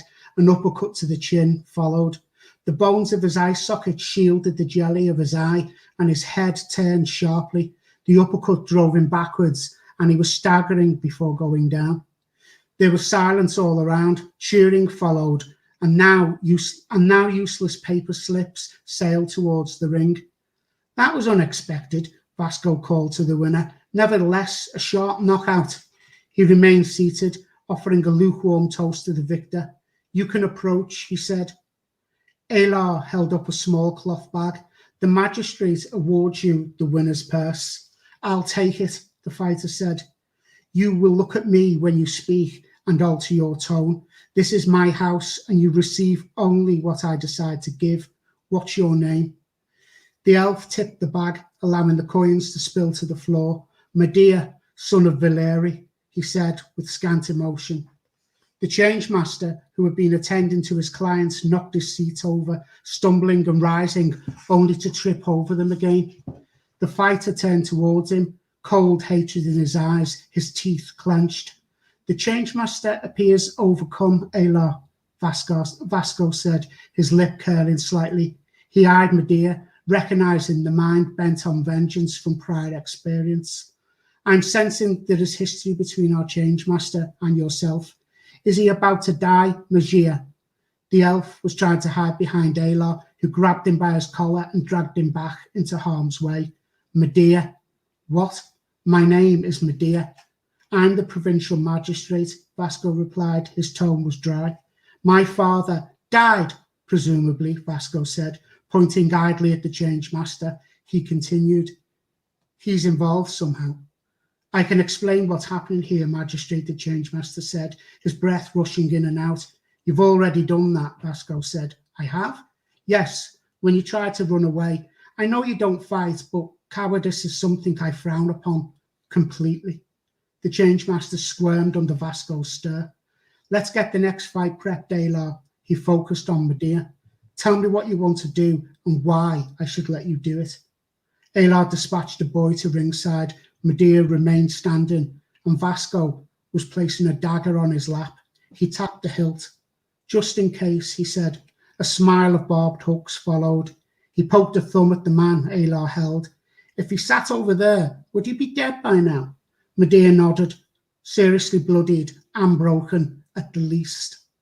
That's a pretty picture, Vasco smirked. Did he kill your mother too? Medea didn't answer. Was she a back-of-the-barn flesh sack? He raised his eyebrows. Did he fucking fillet her? Medea inclined his head, the weight of his hate-filled stare bridging the gap between them. Vasco chuckled at his own joke, and Alar was grinning from ear to ear before letting it collapse into dangerous passivity. Oh, I'm sorry. Forgive my insults against your highly esteemed family of shit-kickers. He drank some wine and threw what remained over the change master. You haven't made a very positive start, considering you came here, of all places, to try and kill him. Vasco sat back, tapping the dagger. And that is Vasco. They both have crucial parts to play. Have you considered doing your own audiobook? I haven't actually. I wouldn't even know where to start with an audiobook. But yeah, he's somebody you can like, Vasco, in terms of you can like him because of his humor and everything else. But at the end of the day, he's going to be out for himself. But he's also, the book is plotted. It does have a plot running from start to finish. It's just that you get various characters coming into that plot, but they all have a place. None of them is a redundant at any point, unless they're dead. Right. And are you working on the second book? Or are you? I am working on the second. Yeah, the second one's called Betrayal. Same main title, and another subtitle, Betrayal. I think I decided to go through the point of having an alliance of enemies, and then keeping that as the main theme, because these people, the people who are living there, don't share the same ideals. Some of them do, some of them don't. But in terms of the characters of the book, some of these people just downright hate each other, and they might not even know particularly why. There might be no real reason given for their racism, say. Either way, like dwarf to elf, or vice versa. They are what they are. But the book shows that. It shows that these people didn't just come from nowhere. They're there for a reason, in terms of the book, but their beliefs and the things they say, I don't necessarily approve of, but it's reality, right? Mm-hmm. Yeah, and you had mentioned that during the Ross Jeffrey conversation, you had picked up a horror book. Oh yeah. What book did you pick up, and what were your thoughts? Did I pick it up? I watched. I went away and started watching Midnight Mass. Right. And no, I didn't actually go out and buy another book. There's another Stephen King book that I want to buy, okay, which is the follow-up to the one with the orange cover, The Outsider. The Outsider is, for me, I really enjoyed it. And it's set in your part of the world as well. I think it's set in New Mexico. Oh, really? Yeah. Wow. That sort of area. And that is one of those things where I was like, oh yeah, I fancy reading another Stephen King book. Hadn't read one for years, The last one I read by him was The Girl Who Loved Tom Gordon, which I didn't like. I finished it, but it wasn't a horror book as such. It was about, he said it was about how people get themselves into situations, basically, and the way you can imagine that things are there in the shadows, something haunting you, whatever. So this girl gets lost on a trip out, and is in this huge national park, and it's about basically her. I don't know why it's called. I can't remember why it's called The Girl Who Loved Tom Gordon. I don't think Tom Gordon's got anything to do with it. It's just one of those strange titles. But previous to that, I'd read The Talisman, which a friend bought me. That was one of the first Stephen King books I ever read, and that was good. I really enjoyed The Talisman. I remember there was a specific piece of description where the boy who's the main character is walking down a road trying to get back to the hotel where he's staying during the summer months, and there's sort of like not a parallel universe, but another dimension, which is connected to the Alhambra Hotel where he's staying, and it describes as he's walking down like the sky being torn open like a sheet in order for something to come through it, to come behind. And I remember that always stuck with me, the Dust Road boy, that happening behind him. And this creepy sort of hotel. And it wasn't full of a cast of characters or anything like that. It was just one of these things where this world was about to intrude. And it's like his awakening, which I liked. But then years and years and years ago, I dragged my mattress because of that man from my bedroom to my mother's bedroom and lay it down next to her bed and went to sleep on there because I had seen a clip of The Shining on a movie review program, and that scared the crap out of me. It was the bit where the kid and the mother are in the bathroom and Jack Nicholson's chopping through the door. Yeah. That was scary. And it wasn't, the thing is, I remember it wasn't scary because of Jack Nicholson. It was scary to me because of how the woman reacted. Mm-hmm. The absolute terror that she was able to convey during that scene was, oof, that was something else. Yeah. And then that kind of steals that scene. I think that her performance is what really is the icing on the cake for that scene. Yeah, I've never seen the film. Neither have I, but Oof. Have you read the book? I started it. I haven't finished it. Right. Because that's a pretty thick book, right? It's not too bad. Yeah, it's not too bad. All right. Yeah, it's The not other too one thick. I'm thinking of. Maybe I'm thinking I know there's a book that you may have held up at some stage, The Stand. I wanted to get The Stand. I couldn't find it.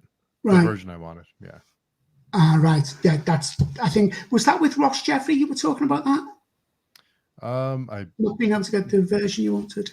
can't maybe because we had talked about him giving away a bunch of books he was asked to review, signed books, and Oh, that's right. Yeah. Yeah, you were salivating at that prospect. I remember. Oh yeah. Josh says, "Are you a fight fan, Reuben? I don't watch much boxing, but I try to catch some MMA every now and then." I was into martial arts when I was younger, much younger. So the idea that there's fighting in the book, fist fighting in the book, the idea of getting in close, what getting in close actually entails and stuff like that comes from just experience of training. But I do like boxing. I'm not into MMA. I find I can write it, but the brutality of MMA and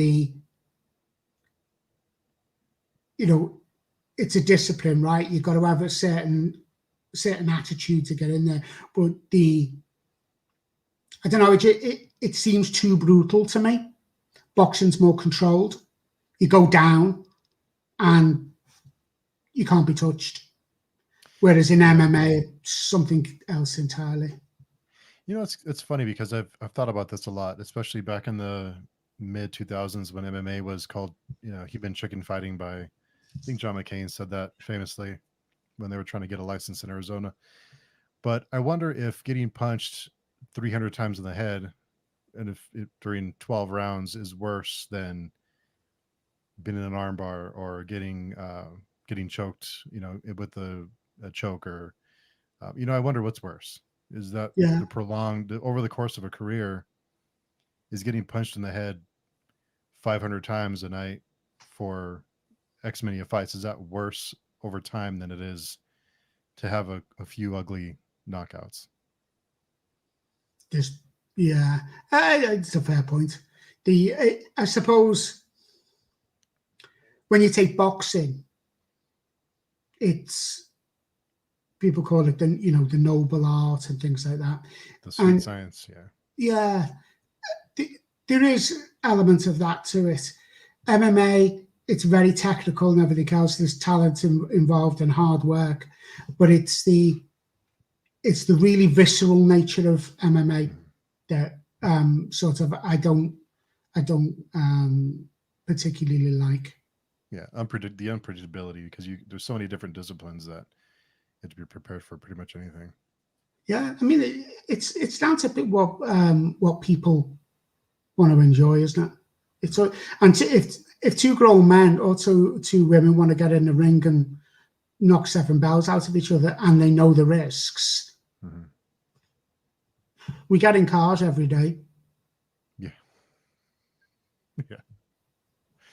Yeah. Darius says, I need to go, so I leave wishing you comfort and kindness in the times to come, Reuben. Thank you for the conversation.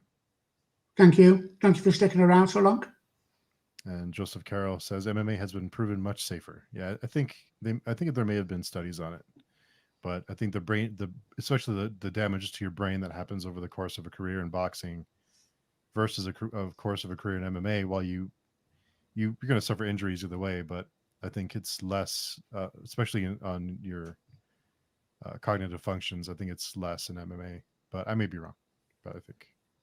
Yeah, I remember that somebody said to Sylvester Stallone in Rocky II, "Why don't you go and fight again?" and he says, well, sort of getting punched in the head 300 times a night sort of kind of hurts after a while. Yeah. And they do take some blows. Oh yeah. And even if they're not knockout blows, they're still blows to the head. And I think God, yeah. the science and the things we've learned about brain damage, even in American football, is it's pretty scary. And that's, I think a lot of kids now are avoiding football because of that. Or American football, I should say. Yeah, they had the Will Smith movie as well. Mm-hmm.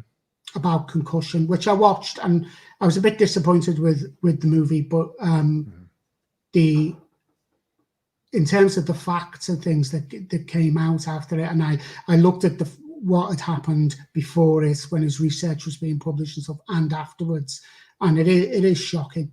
Mm-hmm. There was, when my son was starting to play rugby here, which is like the national sport of Wales, he wore a skull cap. So, it's the thin sort of cloth material, but it has the padding in. And the padding's it's not even an inch thick, right? So, but somebody said, there was a couple of boys wearing it, why are they wearing that? So when they go into contact, and this guy said, oh yeah, but the thing is, if you keep wearing one of those, you're never gonna learn where not to put your head. It's sort of like a false thing, and I sort of see the point, but at the same token, he's my son, and I don't want him coming out bleeding because somebody stood on his head. Yeah, that's true. Rugby looks pretty brutal. It is. Yeah, it is. The injuries. It's funny though, because there's more injuries in, as you would call it, soccer than there is in rugby. Even though rugby is a far more intensive game. I wouldn't have guessed. Is it because of kicks, or what would be the injuries? Because they get ligament injuries, calf injuries, pulling muscles, swollen toes. I mean, there's been some horrendous ones over the years. Not as much as in maybe in other sports, but certainly I've seen somebody's leg collided with a goalkeeper full on. Goalkeeper jumped, the player jumped, and he hit, and his leg went backwards into a U shape from the shin, and that was pretty bad. Yeah, you hit the right angles, and your limbs, your bones turn into elastic. Yeah, it's kind of scary. And you mentioned earlier about being by nature a self-doubter. How did you get over that self-doubt to write your book and to release it? Because that must be a little scary, even because I always wonder that if once you write your book, you spend all this time and effort into it, and then you release it for everyone else to read and anywhere else to critique, or either whether they love it or they hate it. That must be a vulnerable feeling to have something you've worked so hard on be out in the world. It is. There's a certain level of vulnerability to it, but I suppose that's sort of the risk you take. But being with I think self-confidence, you have to have a certain amount to write, as you say. But then what I remember at the time, I said to my wife, like, going to push the book and push the button and publish the book. And she was like, oh, brilliant. Yeah, when are you going to do it? And I said, well, I'm just going to fill in these final things, check everything over, and then release it. And she was like, oh, that's brilliant. That's a hell of an achievement. And I was like, yeah. And I walked away and I thought, God, that is, to get to this point is quite an achievement. And then I remember thinking, which is a rarity for me, well, actually, once it's out there, it's in the wild. I can't control what other people think. Mm-hmm. And so it was one of those occasions where I just thought, just let it go. You can't control it. Otherwise, if you try to, you may as well have not written the book, or keep it on your computer and leave it there.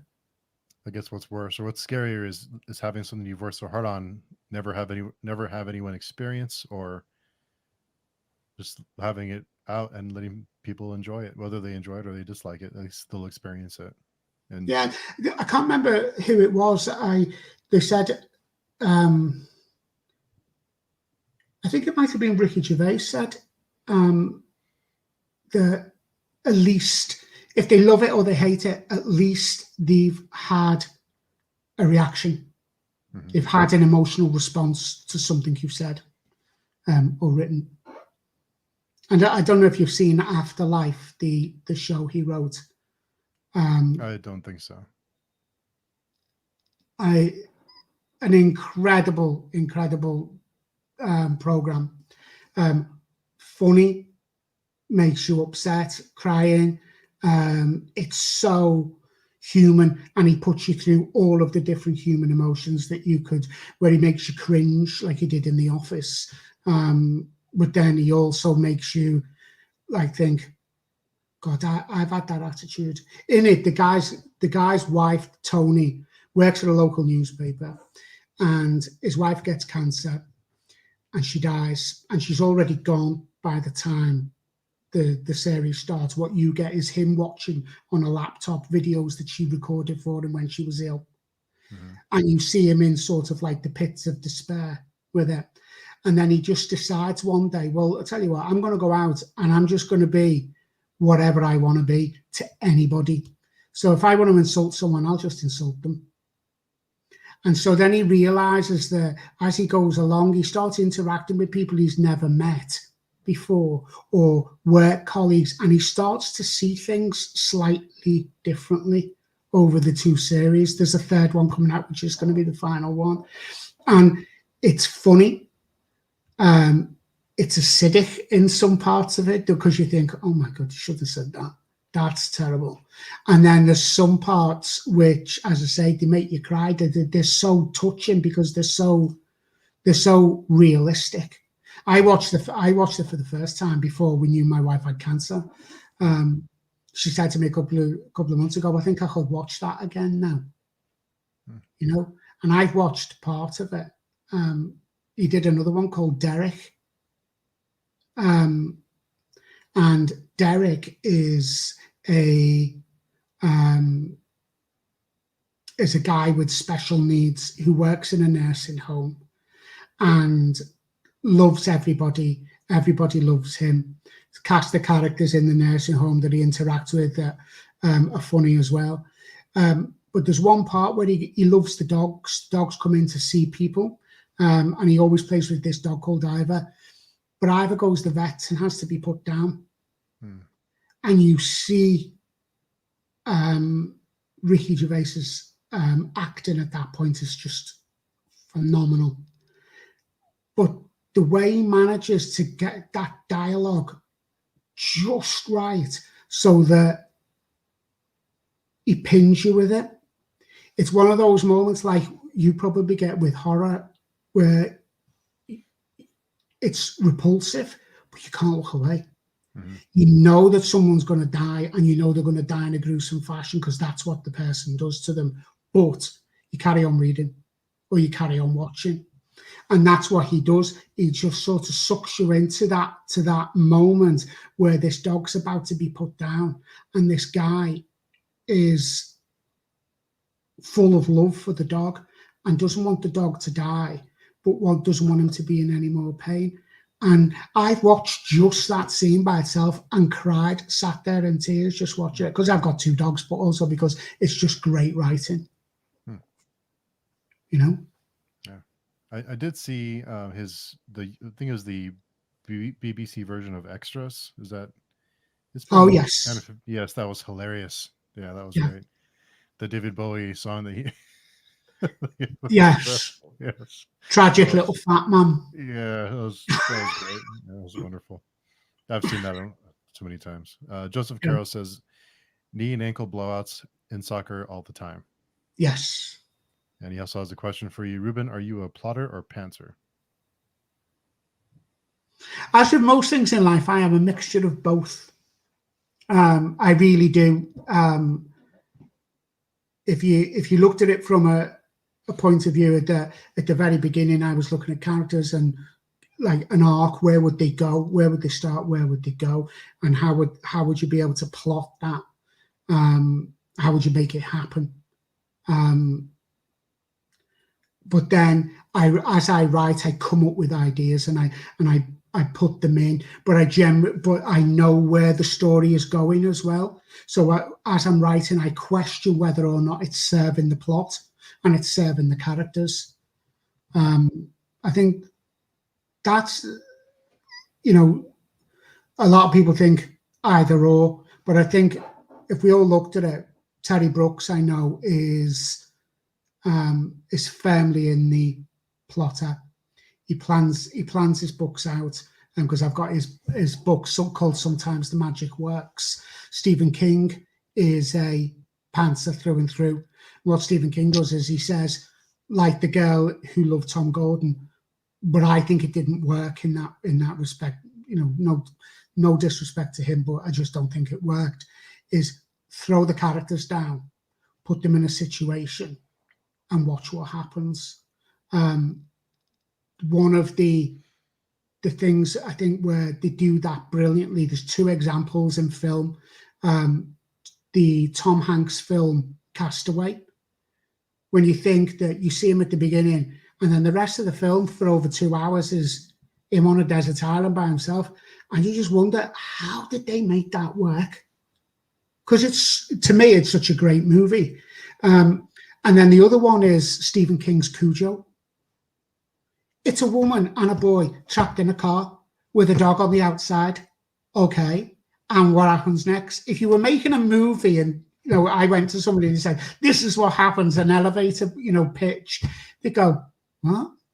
Go, oh yeah, well, the dog's like mad, it's rabid and it's really vicious and the woman's scared out of it. All right. Yeah. Thank you. Bye. No, thanks. But it just works. He terrified. It's like in he does it again with the bathroom. The reaction of that woman seeing the axe come through the door and her husband glaring at her. Here's Johnny, and it's horrific. Just because you know what's coming. You know that it's going to be terrifying, and then it gets there, and the actress just manages to just lift that scene and make it something that just works on every single level, and made me drag a mattress off a single bed, and I was young, into my mother's bedroom to sleep after seeing that one scene because of her. What made I had a question for you. Yeah. You, my son started watching a couple of horror things with his girlfriend, and I said to him, "Why'd you watch that?" And he went, "I don't know, just like." Why do you watch or read horror? Because I know it's not real, so it's almost an escape. So I don't have to worry about. It's nothing scarier than what's already happened in history or what's happening now. Even sometimes it's scarier than what anyone else could think of. And that's something I've talked to you about. Richard Nell, he wrote the Ash and Sand trilogy, and yes, I've heard a of lot. Yeah, it's brilliant. And so I've talked to him about that a lot. Is there's some terrible things that happen in the book, but he's told me a few times that whatever I put in a book is not going to be worse than what's already happened in history at some point. So that's kind of speaks to why I enjoy it's the visceral feeling I think you get from horror or from some fantasy books too, violent fantasy or fantasy with political intrigue or and that's why I like the darker fantasy books too, is they take risks, they're unpredictable. And that's why I enjoy those types of stories. Yeah, and they sell as well. Stephen King, I don't know how many books he's sold, but he's, obviously he can live off his name to some extent, but he's still got to write decent stuff. And so he wrote a book years ago, I remember, with another writer. What was that? I just talked about that with someone. I forget what it was, but yeah, he wrote that with someone. Yeah, and James Herbert as well, like the rats. And there was another one where a guy was murdering women, and he was removing parts of their inside. It was called Moon. Removing parts of their insides and stuff like that. And that was, yeah, that's like pretty bloody, but that actually happened in real life as well. There was a killer who was doing that type of thing. And I think, yeah, there's so, you look at Syria and things like that, civil war. My book's about, one of the things is it's, are they going to head off a civil war, or, is it going to happen? Yeah, it's going to happen, because they won't stop it, because people are people. So, there's a quote from, a verse in the Bible, I should say, from the Old Testament, and it says, it's from book of Isaiah, and it says, "Man is born unto trouble as the sparks fly upward." It's like, it's inescapable. You're going to have problems. It's like there's another one which I never understood for a long time until I went through therapy, and I realized what it actually means. It says, talked about original sin and that type of thing. And it says that, like, Catholicism would say, oh, that relates to original sin. And the verse is, I'd have to paraphrase it, but it says that the sins of the father, which has been a book, I think, the sins of the father are visited upon the children. And the way Catholics do it, it's about original sin. It's that Adam sinned, and it's passed down. It's within mankind. But to me, it doesn't mean that. What it means is the things that your father do, the way you grow up, everything else, you will make some of those same mistakes, because it's natural, because you grow up seeing it. You grow up with, I shout at my kids, right? Sometimes way too loudly. And there are times when I do that, and afterwards I'm like, oh God, and I can hear my dad. You probably do the same. There are certain times when you pull a face or something and you go, oh, and it's almost like you can feel like the person possesses you for like half a second, to me. Yeah. Yeah. And to me, that's what it means by the sins of the father. But that's what I was attempting to do with the book, is to not give answers to people, but provide problems where people look at it and go, okay, I can see the reality in that. They can relate it to themselves.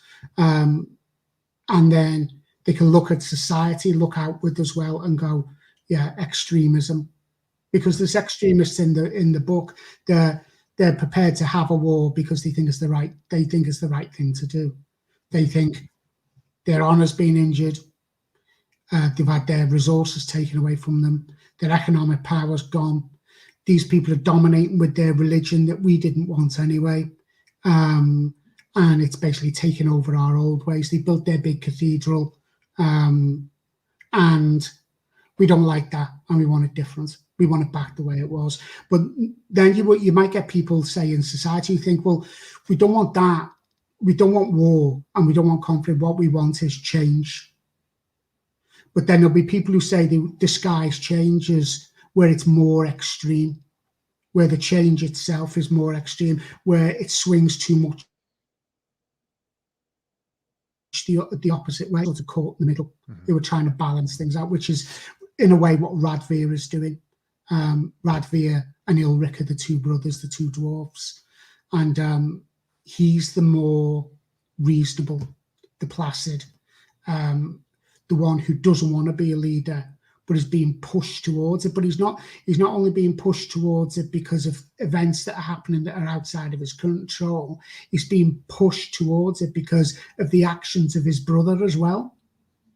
If he wants to save his brother, he's got to undertake certain things. And how far is he willing to go to do it? And yeah, it's and I think talk about horror and things. That's where maybe there are people out there who do horrendous things, right? And things, you, as you say, though, there are things in history that put back. But if you don't examine them, like from point of view, say somebody like me in my book, if you're just going to repeat it, you're going to keep doing the same things. So my hope is that by looking at the horrible things in society and some of the nice things as well, that somehow you can achieve a balance. But in order for people to be balanced, you have to have a discussion. You have to be able to go, okay, I don't agree with that, but, and that's where I hope people can separate when they do read the book, is that I don't agree with some of the views that the characters express, but other people do. So you have to challenge that as well, and get people to think and go, actually, yeah, it isn't the author's fault. This is real. Without being too depressing about it, though. Of course. You don't want people reading the book and coming to the end thinking, I couldn't do that again. Yeah. It is, as I say, it's a fantasy novel in a fantasy world, but with real world problems as well. Well, Reuben, I want to thank you for coming by. It's been a great time, and the time has flown by. So I didn't realize it's been over 2 hours. But before I let you go, I have a question for you. Yep. You had mentioned you're great at interviews. So I want to ask you, if you were in my position, would there be a question that you would have asked that I didn't ask? That one. That was a good question. Would it be a question? Yeah. I think. So let me look at my notes here. Let me scan this.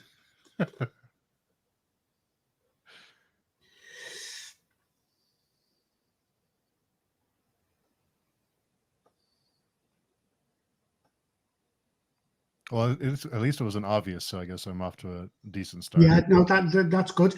I think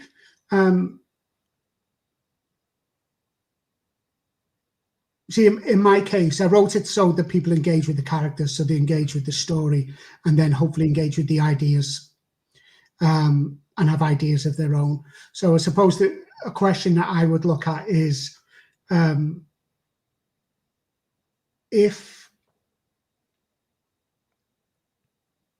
if there was one idea that was indispensable to your book, what would it be?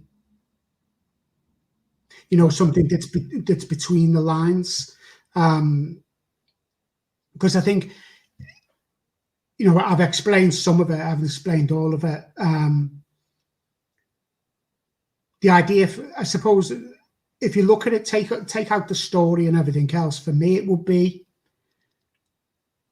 that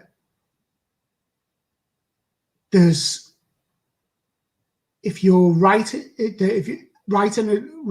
a book that entertains, that's great.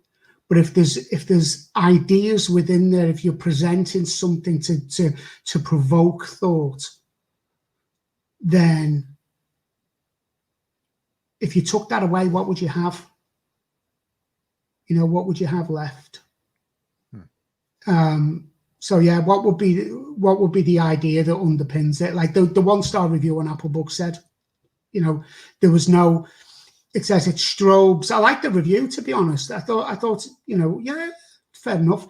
Like, the chapters are short and it moves quickly and it moves from place to place and character to character, because that's the way society is. And what I'm trying to show is different viewpoints happening at the same time or close to each other. But they said, you know, it's strobes, and they didn't like it, and they couldn't see a central theme. And afterwards I thought about it and I thought, no, but the theme's there. You've just got to look for it. It's not hitting you in the face. It's the idea that society is made up of lots of different individuals with different ideas and particularly different values. So yeah, I think that would be my question. What would be the central idea that you would take away, and how would it affect your book? I'm going to add that to my repertoire. Well done. As long as I get credit for that one, don't mind. Yeah, I'll be sure and add your name whenever I ask that. Yeah. So for people who are looking for you, how to contact you or how to get in touch with you, how can people find you online? Do you have a website? I did link your website down below, so spoiler alert. On Twitter and Facebook, or where's a good place to connect with you? Twitter or Facebook.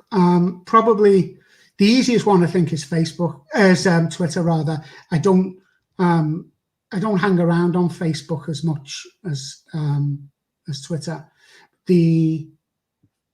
I would say that, and then the website. The website's good. I did it myself, the website, because I couldn't afford a designer, and it was a case of, but I worked on it for a while, but I wanted, it was mine, you know, a bit of a control freak like that. So rjeckhart.com, and there's a contact form in there. If anyone's got comments on the book or questions about it, if they find something, if somebody disagrees or is offended by something that's in the book and contacts me and says, "Did you mean this?" or "Did you mean that?" I think that's good. That's part of the discussion. Good. That's fair. So thanks for everyone for coming by today and for joining us in the chat. We appreciate the time and your support and interaction. So thanks again, and we'll talk to you all soon. It's been a pleasure. Cheers, Steve. Cheers.